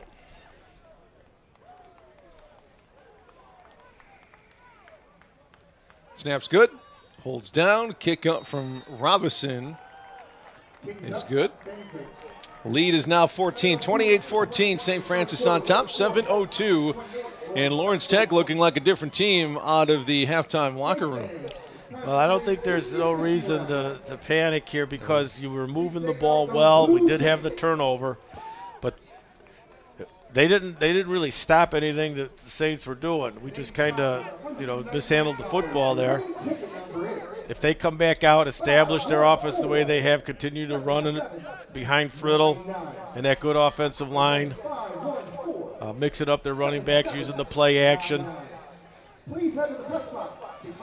They have adjusted their coverage a little bit. Lawrence has in the second half. They've gone to a softer man or maybe a little bit of zone as well. Over 200 yards now, Ryan Schuster is the quarterback for Lawrence Tech. 12 for 20, 200 yards, 2 touchdowns now. That drive took just over 4 minutes, 7 plays, 85 yards. That's a best-looking drive of the day for Lawrence Tech.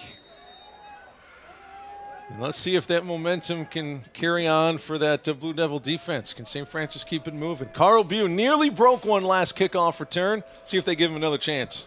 They will. They'll be right from the goal line. Nice cut up, right up the same. It is the same route he took, but no one's there that time. Carl turns the corner.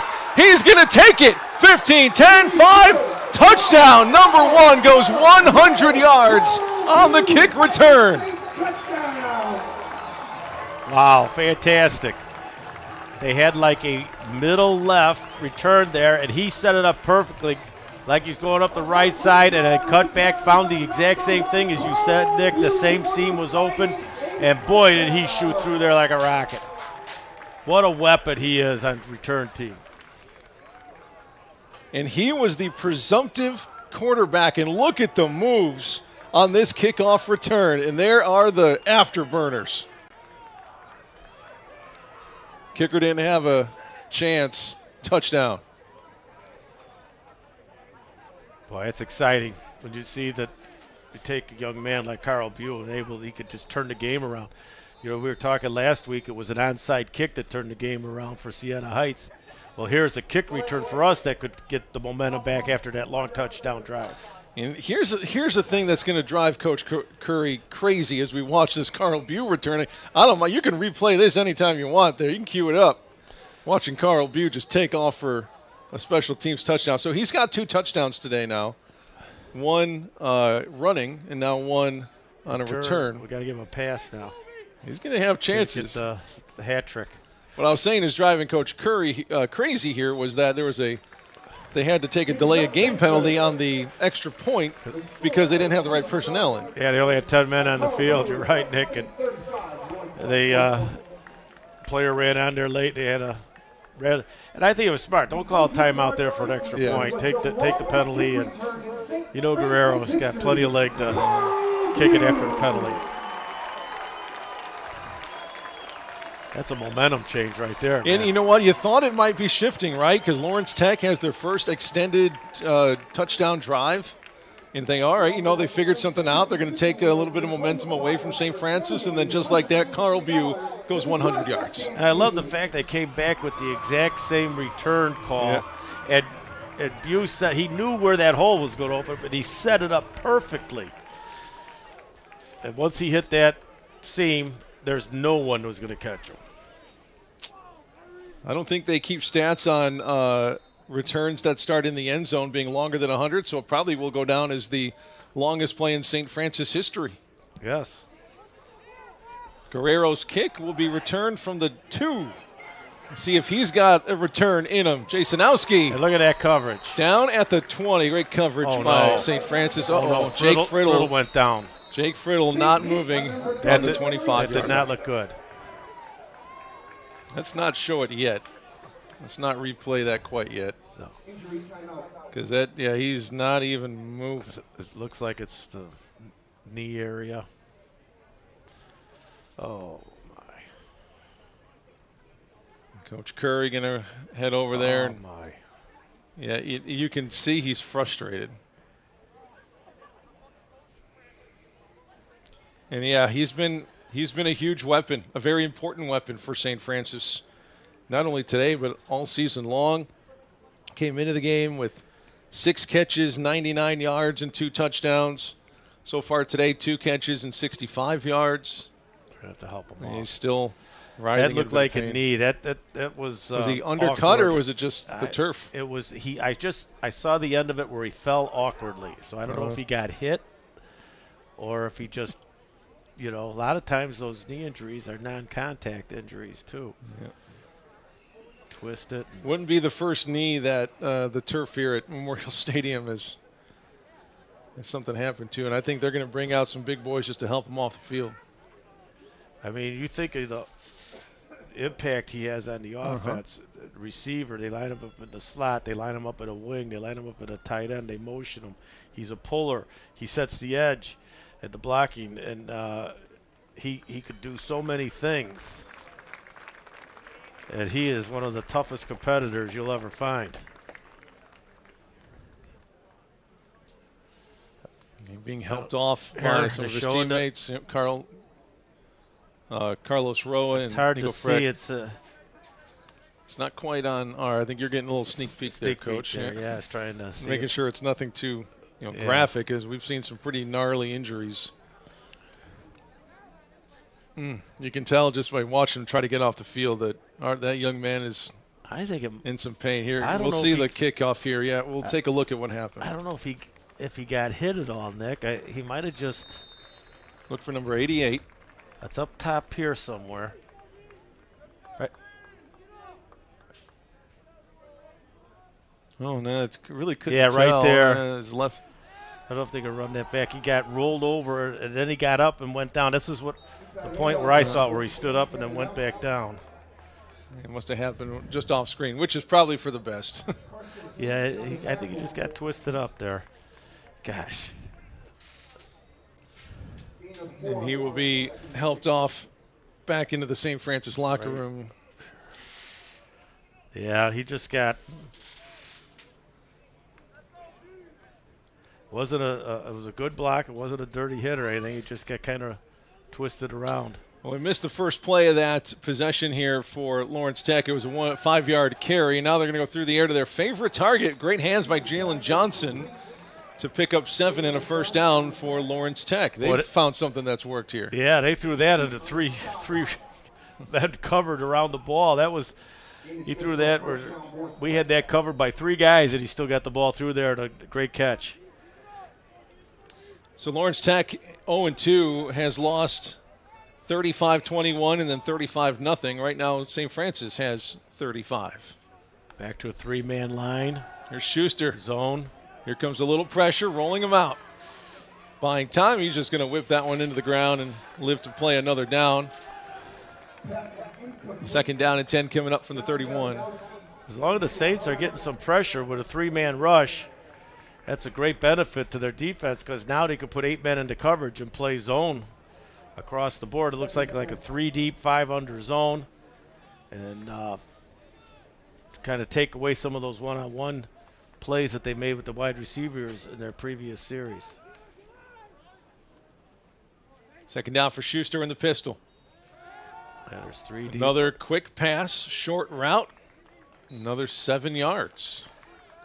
That's good. Make them dink and dunk. It takes time. Now we got a third. It's manageable for them, but they haven't been able to run the ball, so you're forcing them to. Minus 5 yards rushing so far today. Yep. Yeah, you're forcing them to be one-dimensional. Third catch for Palazzolo. Third down and 3. Make it 3rd and 4 from the 38-yard line. Well, they're going to try to get a substitute on here. Under 10 seconds on the play clock. You better sprint. Call timeout. Call timeout. There's the timeout called by Lawrence Tech. 362 total yards for St. Francis, 196 for LT. They actually have more passing yards than total yards. 201 passing yards because they're -5 rush total. Yeah, they've had no success running the ball against the Saint defense today, which is why the Saints can, play more of a softer zone. Say, go ahead and run the ball. They're down 21, and it plays right into the Saints' hands as far as their schemes defensively. It should be noted, too, Saints still receiving votes in the top 25, even though they didn't really quite have the start that they wanted to this year. They were receiving votes in the preseason poll, and in the latest poll, still a few votes for St. Francis's favor. Taking a look at the other MSFA teams in the poll, Indiana Wesleyan, number 5 in the country out of the Mideast. Marion, here in the Midwest, ranked number 21. St. Francis, Indiana, Taylor, St. Francis, Illinois, and Olivet Nazarene, all in the receiving votes category. A lot of MSFA participation in the top 25. Here's Schuster surveying on 3rd down and 3. Pressure from Hansen, hits him as he's thrown. It's floating in the air and high-pointed, knocked away at the end. That's an unbelievable play by Ryan Bannis, because Ryan Bannis is 5'7" and went to knock that out of the 6'2" Jalen Johnson's hands. That's an incredible play by 23. Yeah, I'll say it was. It all started with was it Hansen that came in on that blitz from the outside, and then he got right in his chest and went up and just raked the ball out as he was coming down. Whenever you get a defender that's taller than you, you go up, and the first thing you do is get your hand in by his chest between his numbers, and when he brings the ball down, just rake it right out of there. And that brings Great up play. a punt situation for Lawrence Tech. Ryan Bannis went up for that challenge. Short punt from Lawrence Tech and takes a St. Francis hop right at the 35-yard line. Boy, there was a collision. Yeah, it sure was. I saw Tell that you too. what, you talk about two big uns. My gosh. Curtis Reeves was trying to block that punt, and he's your starting defensive tackle. Yeah, they had a starting offensive lineman in the backfield to block for that. That was a collision. I wouldn't want 6 foot, 306-pound C.J. Reeves running at me full speed either. Talk about a vulnerable position, being those like personal protectors of the punter. Oh, because you can't really take any kind of running start. You just have to absorb it. Take a look. Watch this right here. Untouched. Oh, boom. No, thank you. That was big-time collision. First down run. I think it's Gavin Day. Nope, no, it's not 5. It's 15. Yep. I'm sorry. That's Abubakar Berry. But I'll tell you what's exciting also about the Saints offense is you have a 3-headed, 4-headed tailback situation. You got excellent runners. We really haven't seen much of Larkin today, and he had a great game last week. So you're looking at Gavin, Larkin, Berry, Stringham, Carl Bew. Here's Berry again, hand around his helmet, but he goes backward. There's a little bit of you got the freshman in there now who's going to be a great football player. But Friddle makes that trap. There's a kick-out block from the tight end coming down the line. You can see come right down there, and he missed the kick-out block. 89. Missed the track. So, again, it's just last year he's playing in high school. The speed's a little different when you come into the collegiate level. Got a Lawrence Tech player down on the field now. That's their starting linebacker, Carter Schmidt, who is not only their starting linebacker, but third on the team in tackles coming into today. Number 41 getting that left foot looked at 10-2 by the LT training staff. So injuries starting to pile up here today. Of course, we're missing Nick Mabudis. Was a starter in the secondary for St. Francis, out with a shoulder injury. Likely going to be out all season long because of that one. He's on the sidelines in his number 9 jersey with a arm in the left sling. Even just 2-3 weeks into it, your entire team's probably nursing something. Nice hand for Schmidt, walking off under his own power for LT. You got Jurisic in there now. That's he's 250-pound tight end, 6'3". And you're going to see him really be a big part of the blocking scheme. It's almost like having a 6th offensive lineman in there, and let's see how they use him. Do they use him as a lead blocker, well, right now they don't have it. They got 4 wide receivers in now, no tight ends. Carl Bew is in the slot left. Engstrom and Hackman right. Ryan Little wide left. Berry on the left hip of Maul. They're going to go downfield. And the same play, another miscommunication between Maul and Little. And it looked exactly the same as the first quarter when Maul thought he was going to run the fly and Ryan Little ran a quick out. I think what they're doing on this, Nick, is when they come out, they see the alignment of the corner. And they have a choice pattern. If the corner's tight, it's fade. If the corner's off, it's a hitch or an out. And that time, Nate read a tight corner, thinking fade, and Little ran an out. Guerrero to punt, right boot into it to Beauty. Fair catch called for. Made at the 24-yard line. That's where LT will take over. 3:09 to go in the third quarter. St. Francis scoring all kinds of ways so far today. Touchdowns through the air, touchdowns in the kick return game, touchdowns on the ground. Just basically all you have to do right now is play pass defense. Depending on if they want to create pressure on a quarterback, play some man, or are they going to bring 3 men rush and play 8 in coverage, because they have not been able to run the ball at all today. -5 yards total. First down for Schuster and the Blue Devil offense. Clap the snap. Another quick in route. Again, it's Garrett. Hit and brought down at the 40-yard line by Trey Sayers. That's 15 yards on the pitch and catch, and that's been the soft spot in this St. Francis defense. Well, middle of the field. They take the running back and run him to the outside wheel. I mean, that's taking Franciscovich out of that area. He's following out there. They may see him go more zone where he'll sit there, and then the corner or the safety will react to the halfback rolling, wheeling out of there.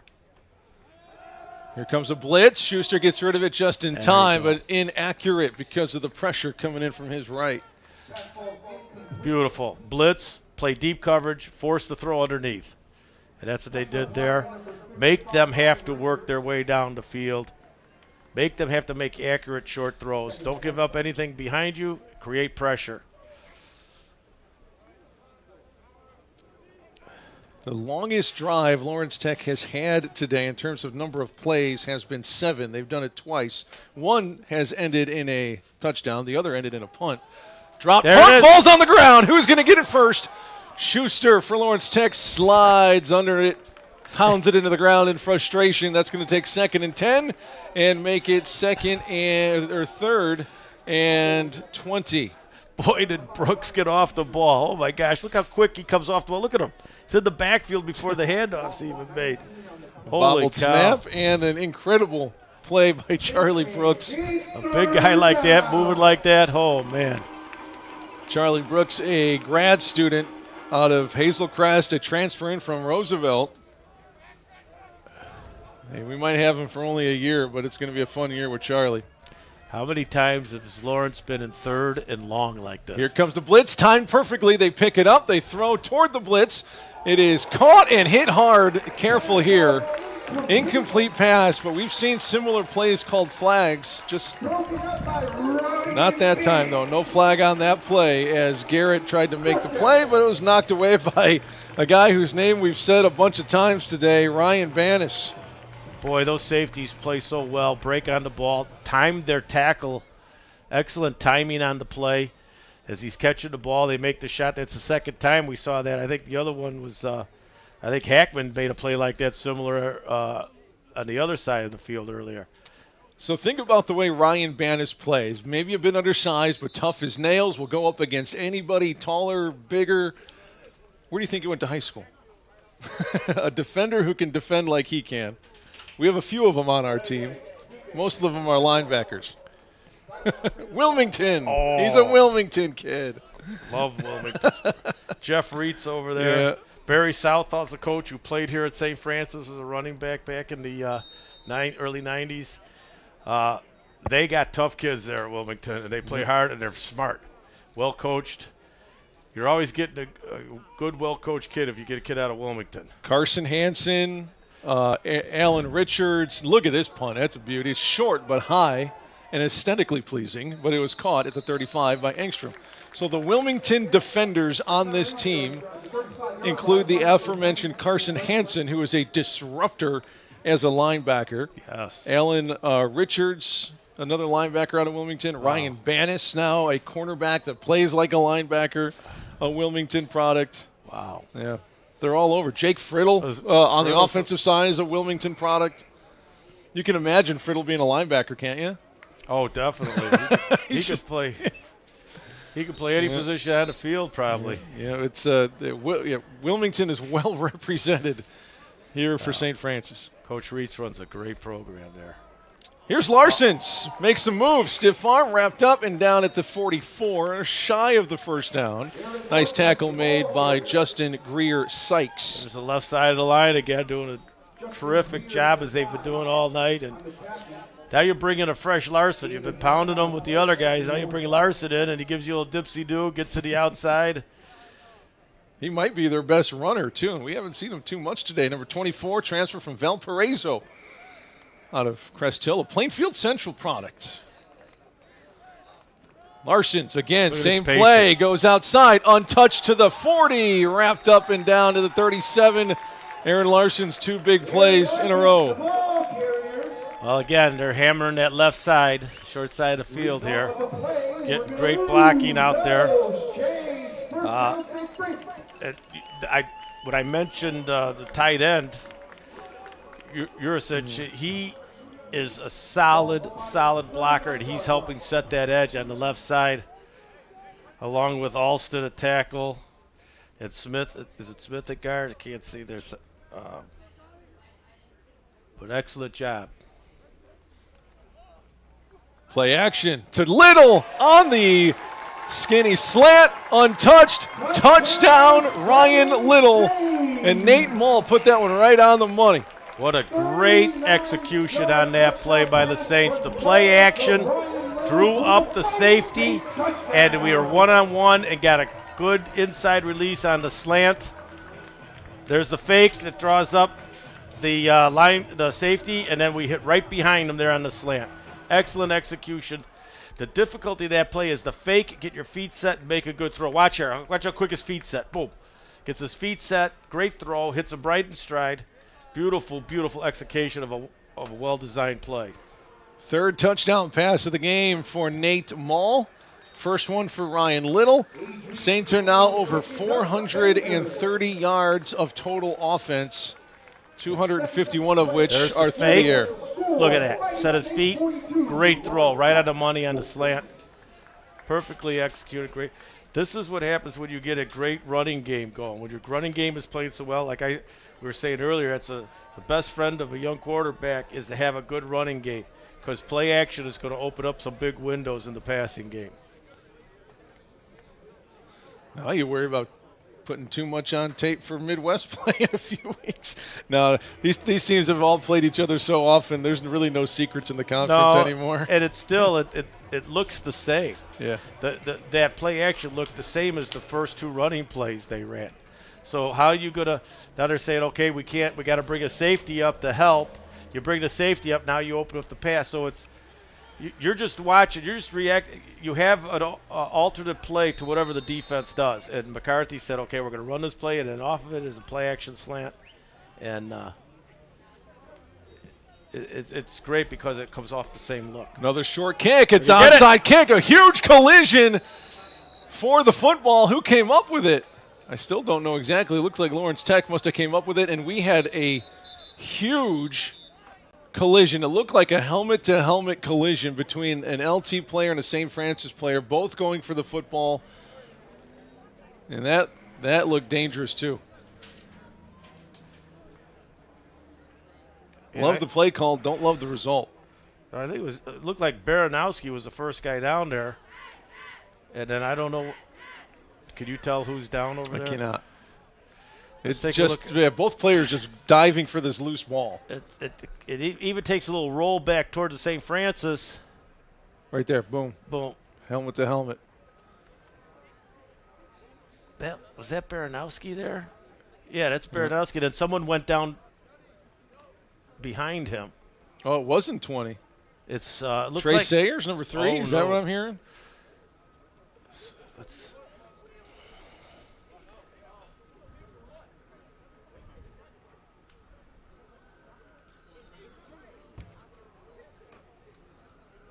Coach Curry out there again. We've had our fair share today. Looks like he got blocked into. Oh, so it wasn't on the collision. It was off of the ball.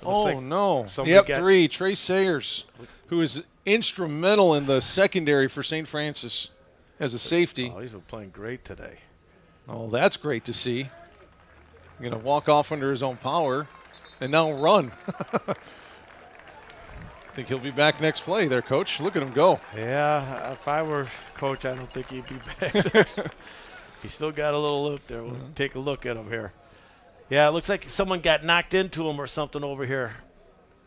Yeah, see, 53 blocked the guy right into him, it looked like, one of our guys. And, you're not prepared for that when it comes off the side like that, a guy getting blocked into you. Yep. He's still favoring that pretty. Let's hope it's nothing serious. Yeah, Trey's had a great year so far, 14 tackles, an interception. Last year, 52 tackles, 4 forced fumbles, and 2 interceptions. Was an all-conference player last year, was Trey Sayers. He was on his way to being another all-conference selection this year. He's played very well today. Ooh, I'm just watching them getting worked on the sideline. They're kind of twisting that knee and testing out the stability, and they turned it in a certain kind of way. It was not good as we go down to the end of our third quarter. We'll take a breather here as well. Hopefully Trey's going to be okay, getting that right knee worked on the sidelines here at Memorial Stadium. Saints out front big, 42-14 on the USF Sports TV network.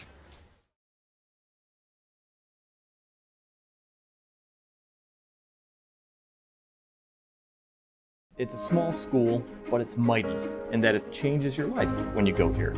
The experiences that I gained and the life lessons that I learned while I was here are something that I continue to carry with me. I'm proud to hold 4 degrees from the university. I wouldn't have gone back time and time again if I didn't think that this was a quality education. No matter where you are in life, with the right people, the right school, and the right support, you can do anything. Your career is limitless after you go to the University of St. Francis. After reevaluation here, I don't think Trey's coming back as he's continuing to get the right knee looked at on the sideline. On the field, however, it's going to be 2nd down and 5 as we switch sides. Lawrence Tech right to left now, still chasing 42-14 score. They have not been able to run the ball at all. Alan Richards going to blitz. Here comes a corner blitz as well. Hit as he's thrown, but it's complete. Out near midfield to their favorite target today, Jalen Johnson. Quick out, the corner blitz, just a hair late getting there. Excellent throw to the sidelines. You see, here comes the corner blitz. He just gets it off in time. Beautiful out route run, 10-yard out route for the first down. 4th catch of the game, now at 86 yards receiving for Jalen there. Number 11 has a touchdown as well, a 41-yard touchdown catch. Bunch trips down here to the left. First down at their own 48 for the Devils. Pocket moving for Schuster. Nothing open downfield, has to check it down. That's a nice pass. It is caught by Tyler Garrett for 4 yards. Those bunch routes where they kind of cross and rub off each other, as you can see here, is great against man-to-man, but against zone, you're just matching up. Whoever comes to your zone, then you're picking him up and covering him. And the Saints did a great job of coverage on that trips pattern. Tyler Garrett, the wide receiver, a junior out of Livonia, Michigan. Still looking for his first touchdown of the season. Let's hope it doesn't come right now. 2nd down and 4. Schuster pressured again, throws to the outside, finds Garrett again, and out of bounds inside the 40-yard line. That's a pickup of around 11 and a first down. Same route versus the same defense. They brought the corner blitz again. You watch the back here, picks up the outside backer. Corner's just, what a great play by their running back, blocking our linebacker coming off the edge, because he actually blocked him into the corner blitz, which slowed him up and allowed the quarterback to hit the out route. First down for Lawrence Tech. So they got a new running back in there as well, as you see the defensive front 7 for St. Francis. He's blocking. He's been. Schuster threads the needle. 3rd catch in a row for Tyler Garrett. Another first down. He picks up 12. Schuster is doing a great job of reading the defense and finding the open area. He's not even looking at his receiver. He's just throwing into an open area and knows the receiver will get there. Look, he throws right in the open hole. The receiver sneaks in behind the linebacker. Their timing is excellent. He's reading the defense very well. This new tailback is doing an extra job of pass protection. First down. Clapping the snap. Looking downfield, a lot of protection. Schuster can run it. Fires on the run to the end zone. Just missed his target in the back of the end zone. He was open. It would have taken a very good throw to hit T.J. Byard, but he missed him, incomplete. Yes, and again, good protection. I thought Schuster might have been able to run a little bit, maybe get a first down running the ball. But he did have his man break late open in the end zone in the back corner. Michael Hackman chasing him down at the end of that play. 2nd down and 10. I think they got number 80 and 24 are going to block and help protect here. St. Francis not blitzing. They're kind of relying on those 3 linemen. And a timeout called by the Blue Devils. That's surprising. You might think they might need them going down to the final 12 and a half here, but they're going to take one there. Good news is there's a penalty. I wonder all the flags coming out. Somebody must have said something, right? either that or did they have 12 men in the huddle? They need 3 flags for that? I don't know. 3 flags. Maybe they all counted. Yeah. There you go. Oh, it's on the defense, though, they said, right? Well, now, if they would have known that, they wouldn't have had to call a timeout. Yeah, and then they gave the timeout back to him. So that's why they didn't like to play against the 12-man defense. They didn't have one for them. Yeah, you don't really draw that up, do you? Call timeout for that one. But those penalties are going to drive Curry crazy. Well, yeah, crazy. I know. A lot of subs, I think, now, too, right? Is he getting some guys, some different people in? 2nd down and 5. Yeah, it looks like some fresh faces out there. Yep. To the flat. Great tackle. Pops the helmet right off. Tackle made by Mike Hackman. Garrett lost his lid, but he does come up with the first down. I tell you, the secondary really has been tackling well today, haven't they, Nick? They've been breaking on the ball, making big hits. Look at that. Tighten that chin strap up there, young man. They'll have to go out for a play. And they're getting the play from the sideline. Now they're going no huddle. Coach is signaling in the plays through his backup quarterbacks. Here's your offensive line. Very young group for Lawrence Tech. Now we may have the running tail back in there, number 7. Oh, he's protection too. Tons of time. Pressure does finally come. Lofts it out of the side of the end zone and incomplete. Brings up 2nd down. Great cover. 3-man rush. That leaves 8 to cover. You're dealing with, you only have to cover 20 yards from the 10-yard line to the back of the end zone. So you got 8 guys cover 20 yards. It's very difficult to find some space to throw the ball.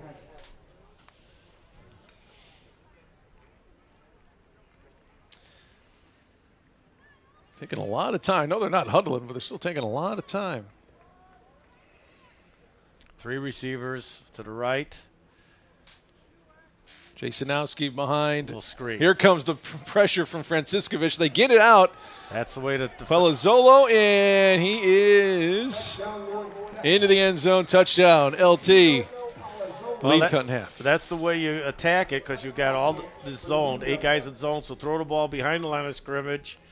On a screen, get your blockers out on those zone defenders, and then to create a lane to run into the end zone. So the way they battled back on that defense was to screen. Excellent job. Here it is. Oh.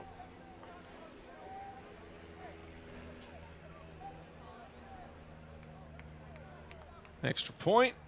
Snap, bit high, but the hold was good. Kick is down, kick is through. And 42-21, the score cut in half for St. Francis. Under 12 minutes left to go.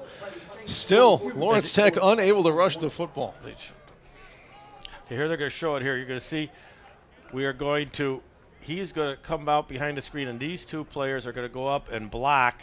And that's the way you attack that soft zone coverage on the goal line. And Jasonowski, that running back, number 7, he thought he might be in there to run the ball, but he some pretty good protection as well. There it is, the 2 blocks. Yep. There he is. Trying to go downfield, there's not much room, so throw it behind the line of scrimmage, let your wide receivers block. That was a good call in that situation. Well executed by Lawrence. Watch the onside here. They're not lined up for it.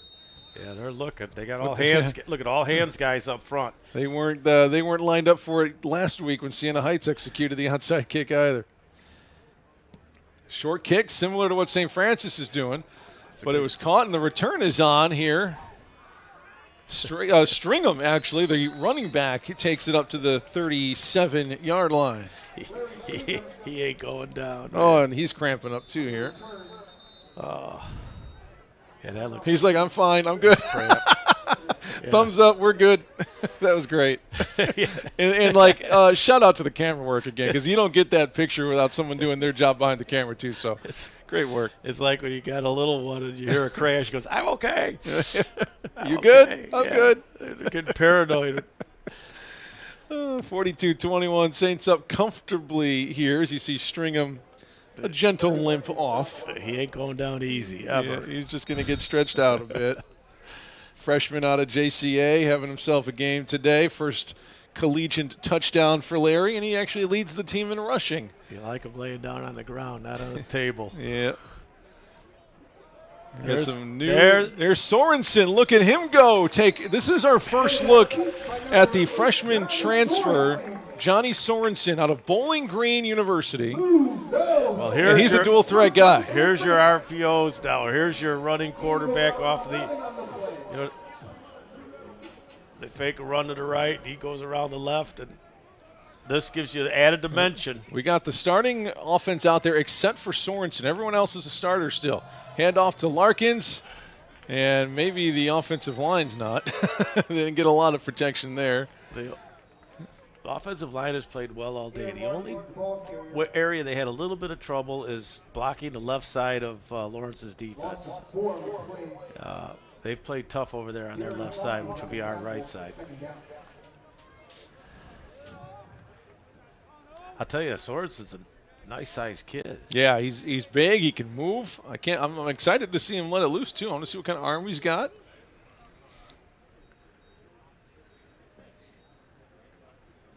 Out of Lowell, Indiana. Fires it to the outside. Hey, it's Jurisic, the big tight end, usually in there to block. Gets his first collegiate catch, I believe, of the season. Good for you, 89. Nice little route there for the big guy. He's got some quick feet. Nice cut. Yep. Timing was excellent. He points, letting you know it's a first down. First catch of the year for 89, Jurisic. Boy, the timing was excellent on that play right there. Take a look at him right, he comes split back right. Quick out right here. Here he is, 89. He's in the block this time. Flips it downfield looking for Engstrom, incomplete. And easy. Boy, they got no one in the middle of the field. Yep, that was fourth down, by the way. And no one in the middle of the field. If they would have ran that up the seam, I think they had a big play. I tell you, McCarthy is getting the good evaluation of a lot of players today with that offense. He's had a lot of skilled players play. And they're going to go, they're going to go back to that tent. And Sorensen and offense coordinator Matt McCarthy are going to talk about what they saw. Good coaching moment here for the freshman quarterback and the OC. That tent's the classroom, huh? They're going to go in there and do a little teaching. You got it. They got the iPads out. That's one of the new things you can do is get those replays instantly on the iPad. Guerrero just launches one to the 2-yard line. He put it. It landed at the 2. They're going to say across the line at the 4. That's a beauty from Guerrero. I tell you, it's getting a little chippy on some of these special teams. I think Lawrence a little frustrated or taking it out on some of these guys blocking on special teams. It's a long drive to get out here too from the Detroit area. St. Francis had to make a similar drive out to Siena Heights and Adrian, Michigan, which is a good 4 hours. And you take all that time, you get there the night before, you like to come away with a victory. When you don't, it just makes that ride back so much longer. Oh, no doubt.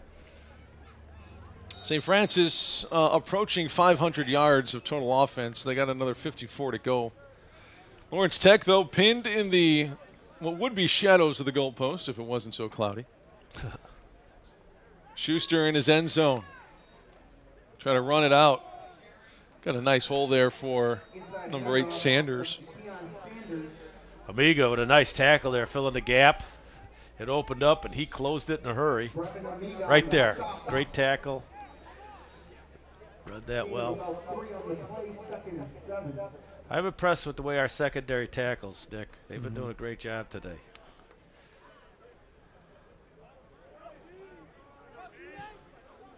There's Sanders, the tailback. He'll be the pistol. The running back in the pistol. Richards and Hansen, two Wilmington kids, middle of the linebacker core there for St. Francis. They let it go. It is caught up to the 14-yard line. That'll be enough for a first down for the Devils. Nice pitch and catch out to Bayard, number 83. That's the one play they've had going for them in this half was that quick out. Quick timing pattern. Here's Nate Schutz, a sophomore out of Florida. Second on the team in tackles from his cornerback spot for number 7. It has done a great job of covering.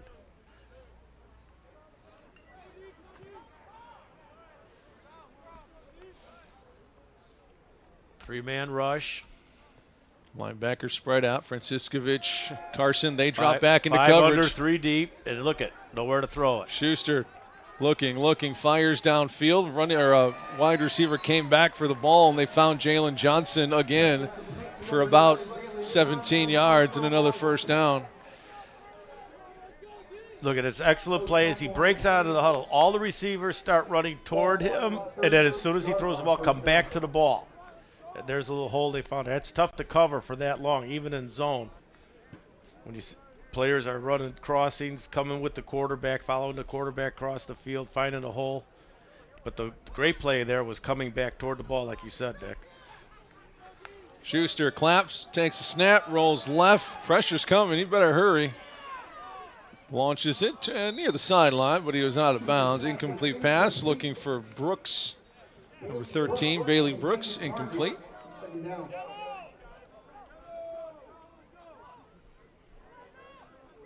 See it again there. Just flipped it toward the sideline. Yep. Did a great job of making the decision late to attack the quarterback once he broke contained there. Our safety, or 22. Oh, no, our linebacker, 22, Hansen. Yeah, Carson, oop. You get an encroachment there and get your money's worth, I guess. Yeah, St. Francis walking backwards. It's those concentration plays, you know. There's been 3 or 4 of them that I think Coach Curry, if they are going to work on things and take a look in film, it's going to be, delay of games. It's going to be too many men on the field, false starts, things like that. Yes. Other than that, I mean, man, what a well-played game by the Saints so far. Everything fixable. Things that happen when you get a lot of new players in the program. And but the effort's been amazing today. 2nd and 5 after the penalty here for Schuster. On the crossing route, their big tight end. Took 2 Saints to bring him down at the 43-yard line. Yeah, it's a 3-yard reception. We'll take those. Yep. Keep everything in front of you, tackle. That was Logan Tackett, his second catch. Brooks makes a nice little spin move here. Almost gets to the quarterback. Pretty nifty play there, a little inside spin. Saints fans, it's 3rd down. 3rd and 2 for Lawrence Tech. Sanders will be behind Schuster. A tight end and a wing back left. Left hash of the 30, or make that 44-yard line. 3rd down and 2. Here comes the blitz. They run right at it, though, and I don't think they got it. It's a pretty favorable spot, though. Yeah, they got a little push. He just might have had a little seam off to his right there. Look at here. He runs right into the fence there. He had a little seam open up to the left side of that tackle. Sanders, their featured running back here today. A redshirt senior out of Pontiac, Michigan. He picked up about 2, but Lawrence Tech still in the negative in rushing yardage. Schuster's big drop back, looking deep. No one's open. Going to try to give his receiver some time. He gives him enough time. It's complete. Nice tackle at the end by Franciscovich. The pitch and catch was complete out to T.J. Bayard again. Jalen Johnson, number 11, I think he thought it was a running play. He's downfield and he's blocking. Can't see it because it's so far downfield, but he wasn't even running a route. Quarterback was looking. He was blocking the corner, so there's some misunderstanding there with what his job was on that play. 83 Bayard, nice receiver out of North Muskegon, Michigan. It's a freshman, true freshman, and their number 1 guy. Muskegon has a great football program. 2nd and 3. Quick pass outside. Jalen Johnson didn't think that was a run play. Picks up about 15 and a first down. He was on the right page that time. Yeah, he showed a little more quickness than he did the previous play when he was just standing there with his arms out. Ball spotted at the 33-yard line. First down, Lawrence Tech. Ryan Schuster over 300 yards now throwing the ball. 326 yards on 62% throwing. 3 touchdowns. Sacked 3 times.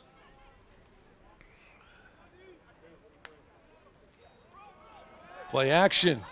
To the outside. Oh, it's nearly intercepted. Hackman. Yeah, Mike Hackman wants that back, and that would have been big because that would have been Mike's 3rd interception.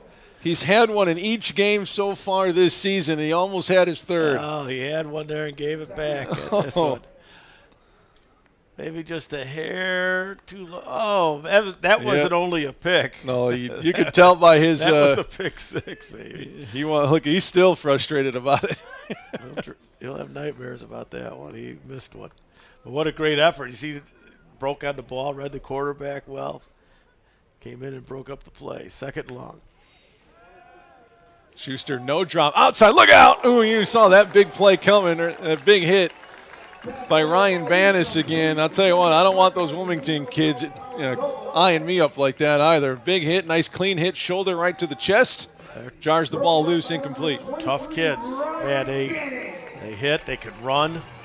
They're smart. My dad always said dynamite comes in small packages, man, and it does with this guy. Bannis plays about 6 inches bigger than he is. Yes, he does. 3rd down. Pressure coming, gets rid of it in time, finds Garrett right in the middle of 4 Saints. That's going to go for a first down, 13-yard reception from Tyler Garrett. Well, you have to be impressed with Schuster, with the pressure he's been getting and how he stands in there. He finds – he's throwing in some tight windows. There's 4 defenders. Look at 4 defenders right around that receiver. He's able to put the ball where only the receiver could catch it. He's almost near 350 yards passing, and that's with having 0 run game. He's been outstanding today.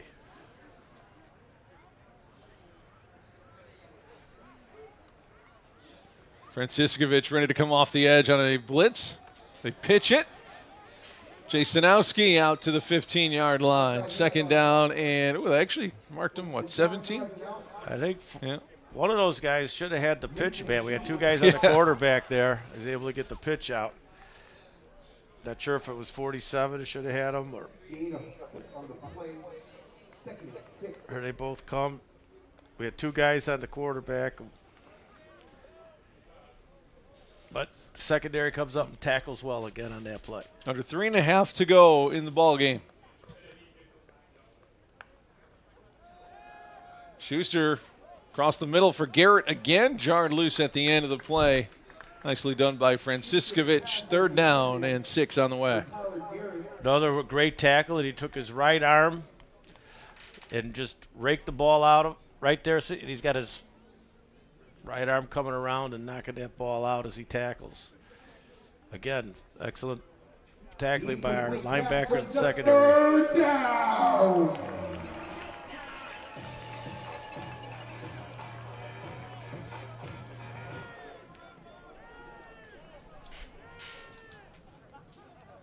Let's see who we'll talk to at the end of the game. We got a lot of players who had really good games to choose from as this one goes into the end zone for Tackett, his 2nd touchdown reception of the game. Who do we talk to? Can we talk to them both? Can we talk to Carl and Carson?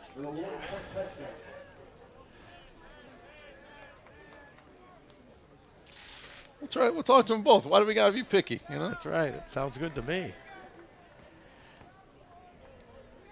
3 seams. There's 3 guys right up the field, found a seam, hit the inside receiver.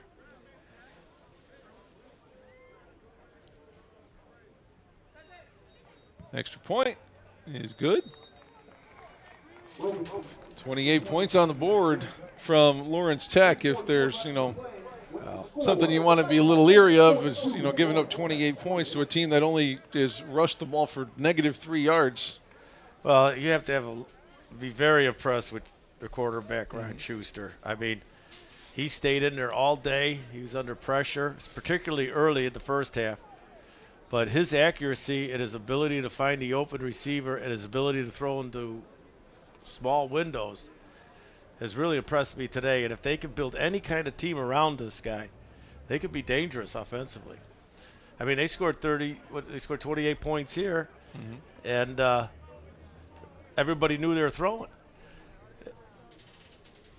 Yeah, it's kind of what the hands team's out there now for St. Francis too, expecting this onside kick. Carl and Hackett, Little, the running backs right behind him. Oh man, nobody back deep to return. Don't kick it to 1 or 4. Yeah, right. I'll take that. Let it go in the end zone. Yeah, that's gonna sneak into the end zone.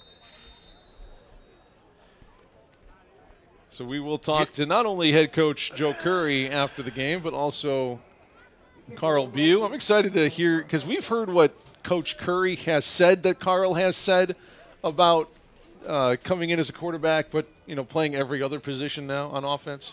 So I'm anxious to see what he has to say in his own words. And then the freshman Carson Engstrom, who had a fantastic game today as well, coming in making a mark as a true freshman.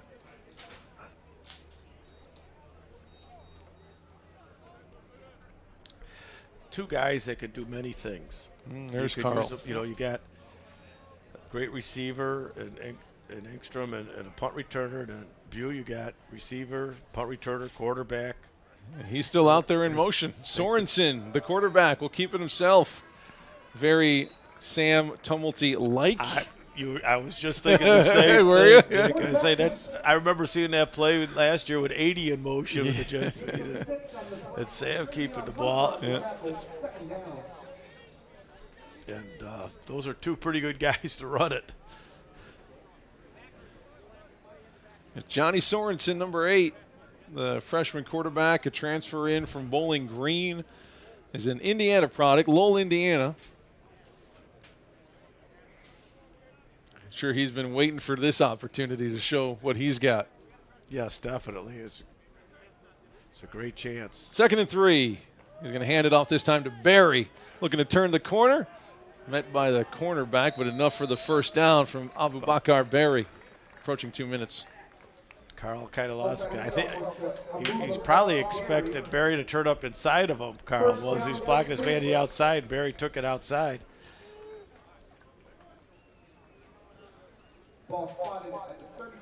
There's Michael Heckman, 21, and they have 2-minute warning. Take a look at what we got coming up next couple of weeks for St. Francis. We really hope you can join us next weekend.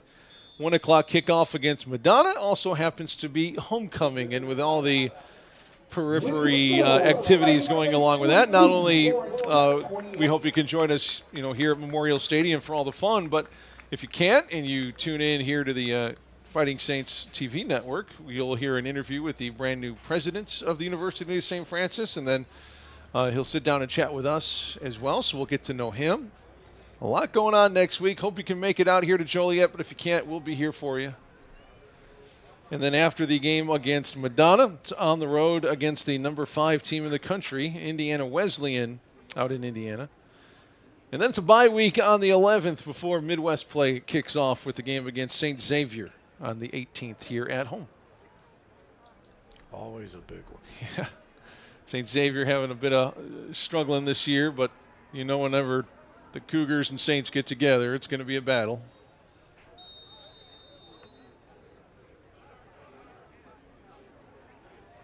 There is Sorensen. Play action, puts his right boot in, and linebackers were there at the 40-yard line to meet him for a gain of 3. He just likes to run, doesn't he? Yeah, he's showing me something with his running ability.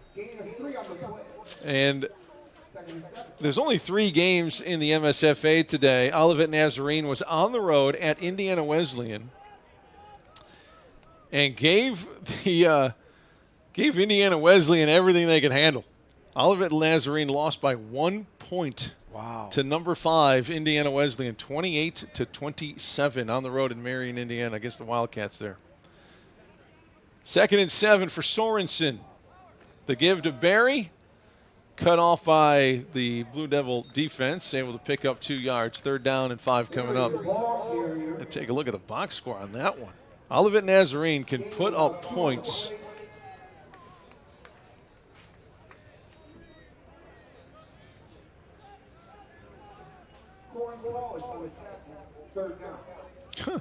Indiana Wesleyan put up 496 yards of total offense.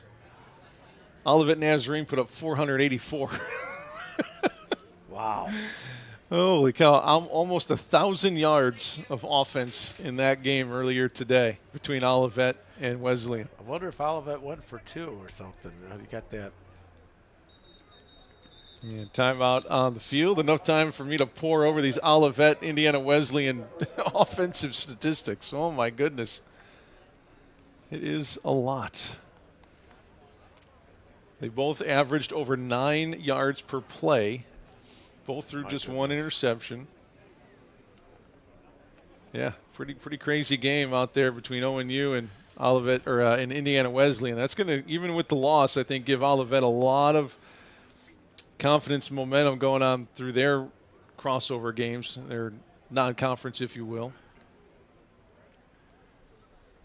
Oh, they're going to be someone to be reckoned with.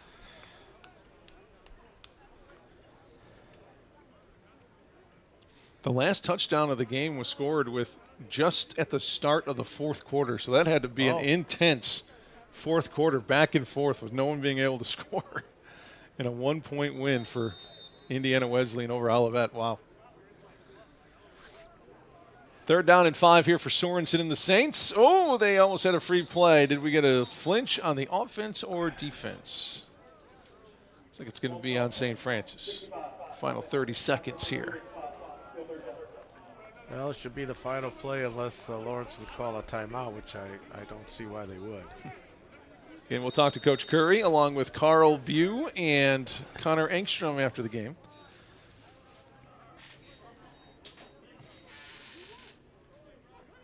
Carl in motion on the jet. Fakes to him. Sorensen, tried to go opposite way, but tripped up just before he can break free by Darren Hawkins, the safety. Well, that was a nifty play by Hawkins there to get in there and trip him up. He had something going over there on that left side.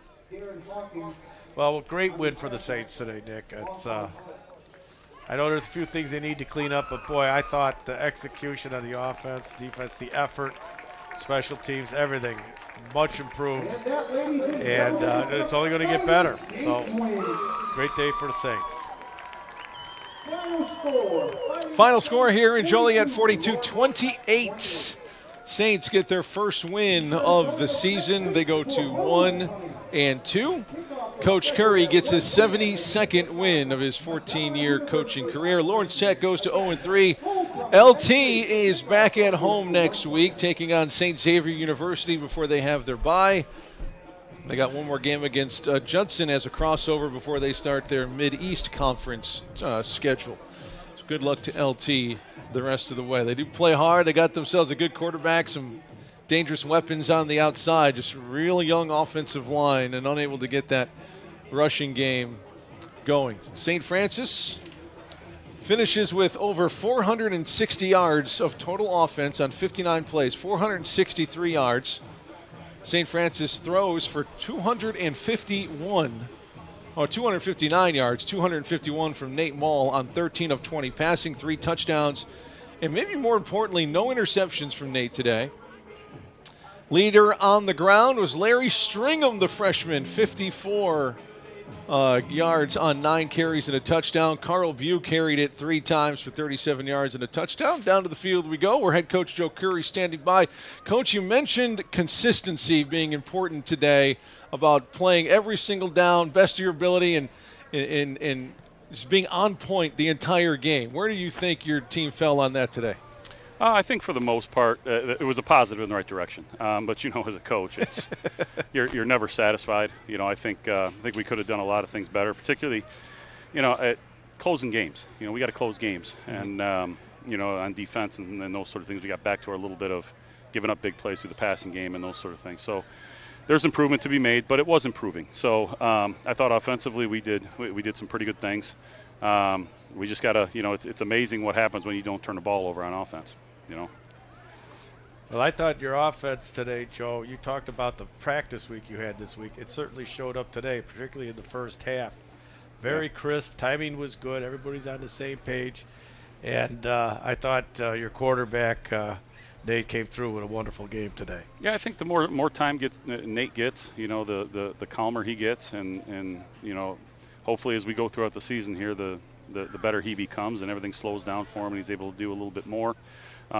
Feel like we've had to this week we had to dumb it down a little bit, and when I say dumb it down, it's not a bad thing. It's just, hey, Nate, what do you like? What are you good at? And he went out and executed those things today. Yep. So hopefully we can add a few more things next week and keep building on this thing. Defensively, you warned us about Ryan Schuster being a good quarterback, and you threw for some numbers, but your defense against the run was pretty good, holding them to -3 rushing yards today. Wow. That's impressive. Yeah, that is impressive. But, when you look at what we're able to throw out there, and I was saying to somebody earlier today, at our strong side end, Charlie Brooks, our nose guard, Bryce Pollard, and then Curtis, who's our nose guard, is our weak side defensive end. That's a lot of girth. Mm-hmm. So we should be able to stop the run with those guys up there. Yep, mission accomplished today. You went 1-0. Congratulations, All right, Coach. Thanks, guys. I appreciate it. Thanks. That's Coach Joe Curry, his 14th year, getting the first win of 2025. Who's up first? They're going to go to the freshman, Connor Engstrom. First off, Connor, we've seen your skill, we've seen your toughness so far, and I think we saw a bit of concentration. Can you walk us through that touchdown grab that you tipped to yourself in the end zone? What did that play look like to you? Yeah, I just seen the ball up in the air, and I knew it was third down, had to go make a play, and the QB gave me a chance, and I just made it. Yep, talk about what it's like to play on this offense. There seems to be like a lot of playmakers around you, and there's a lot of fun that can be had. I know everyone can't get the ball, but, man, you seem to carve yourself out a little niche there. Yeah, Nate's doing a great job spreading the ball around, giving all of our athletes a chance, giving us the chance to make a play in the field, and he's doing a great job. Well, I'll tell you what, you are one of the best slot receivers that we've seen. I think you're the type of guy that Tom Brady would love to have when he had in New England. You run your routes, your speed cuts are so good, your ability to catch the ball, and then the fact that you are a great return man on a punt. How do you like being in this offense and how you fit in there since where you played before? I feel like my role is developing pretty well. Coach McCarthy, offensive coordinator, is really working me into the lineup. Me and Carl both on the field, pretty explosive, and going to be tough for defenses to deal with this rest of the season. Oh, that's for sure. Absolutely. Appreciate your time here, man. Congratulations on getting the first win. Thank you. Congrats. All right, let's talk to number one here, Carl Bew, who's in his third year with the program, redshirted earlier, the backup quarterback last year. And Carl, we've talked to. Well, first off, I'd like to take a little bit of credit. I say get the ball into Carl's hands today, and good things are going to happen. And that sure did. How's it feel with your performance today and getting the win as a team? Yes, sir. Yes, sir. It feels amazing. The whole week we just had a great game plan. I feel like the last 2 weeks we had good game plans too. Today was just about execution. So as much as the win feels good, it feels better that we executed more as a team because that's what we've been aiming for. And Curry always says our goal is to go 1-0. I feel like each down today we went 1-0. So I feel good about the performance. I feel good about the team play. I think we feel good watching it up here today, no doubt about it. So you came into this year obviously battling for that quarterback spot. It didn't work out that way, but man, it's been fun to see you on pretty much every other offensive position outside offensive line. Yeah. What was the conversation you had with your coaching staff when they decided to go with Nate at quarterback, and how did you respond to that, and how you liking your new role as kind of the do-it-all guy? Yeah, first and foremost, just to address, what happened in camp. We did have a long, hard-fought battle, something that I appreciated because I never had to push myself that hard until I got in this scenario. But it was tough when the decision was made to go with Nate. But it was two ways I could have responded.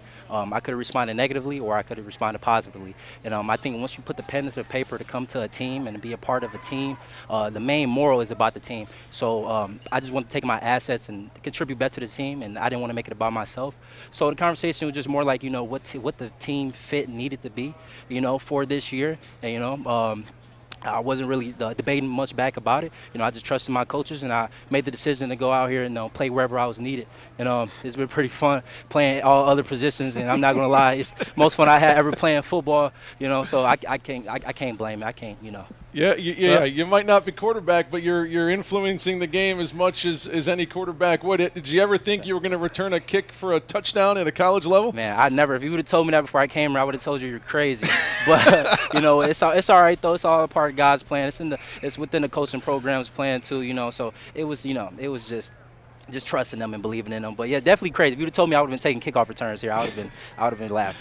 Well, you know what? At the end of the day, we love seeing athletes play ball. Whether it's taking the snap, whether it's returning kicks, running, catching. We love seeing athletes play, and we like watching you from up here, man. So congratulations, great work, keep it up. Yes, sir. I appreciate you always. All right, thanks, man. Appreciate your time. No problem. All right, Carl Bew down there, along with Connor Engstrom, Coach Curry. It gives you goosebumps listening to him answer like that, saying, you know what, he was honest. He says it hurt, but then he's like, what can I do for the team? Well, as a quarterback, you're a leader. Now, he may not be lining up at quarterback, but he is still the leader of this team. And his example is going to make the other guys around him better. The fact that he's like, hey, I'm here for you. He has confidence in himself as a player. He's our version of Slash. Remember Randall L. that played back with Pittsburgh back in the day? He could line up anywhere. He could play any position. And he does it with a smile. He does it with hard work. And he showed his teammates that, hey, it's all about the team. It's all about contributing. And that positive attitude is very infectious. So what a fine young man. Very proud and happy for the success he had today. Success he did have. 3 carries, 37 yards, and a touchdown rushing. A catch for 9 yards receiving. A 100-yard kickoff return for a touchdown on special teams. He might not be the quarterback, but he's still one of the best offensive players they are. And I'm really happy that they've been able to find a spot for him and still get him the football. So final score out here, 42-28, St. Francis on top of Lawrence Tech. Back at home next week for homecoming. So if you can't make it out here to Joliet, we sincerely hope that you can still tune in on our YouTube channel and watch on Channel 6 in Joliet, because it's going to be a lot of fun as Madonna comes in. One more game on the road after that at Indiana Wesleyan before a bye week on the 11th, and the Midwest season begins on the 18th. You can find out much more about that and all of our other athletic programs at GoFightingSaints.com. For Coach Sharp and Brendan and Jessica and the rest of this amazingly dry crew out here today, not a drop of rain to deal with. Your final score again, 42-28, Saints win. Have a great rest of your weekend. Go Saints.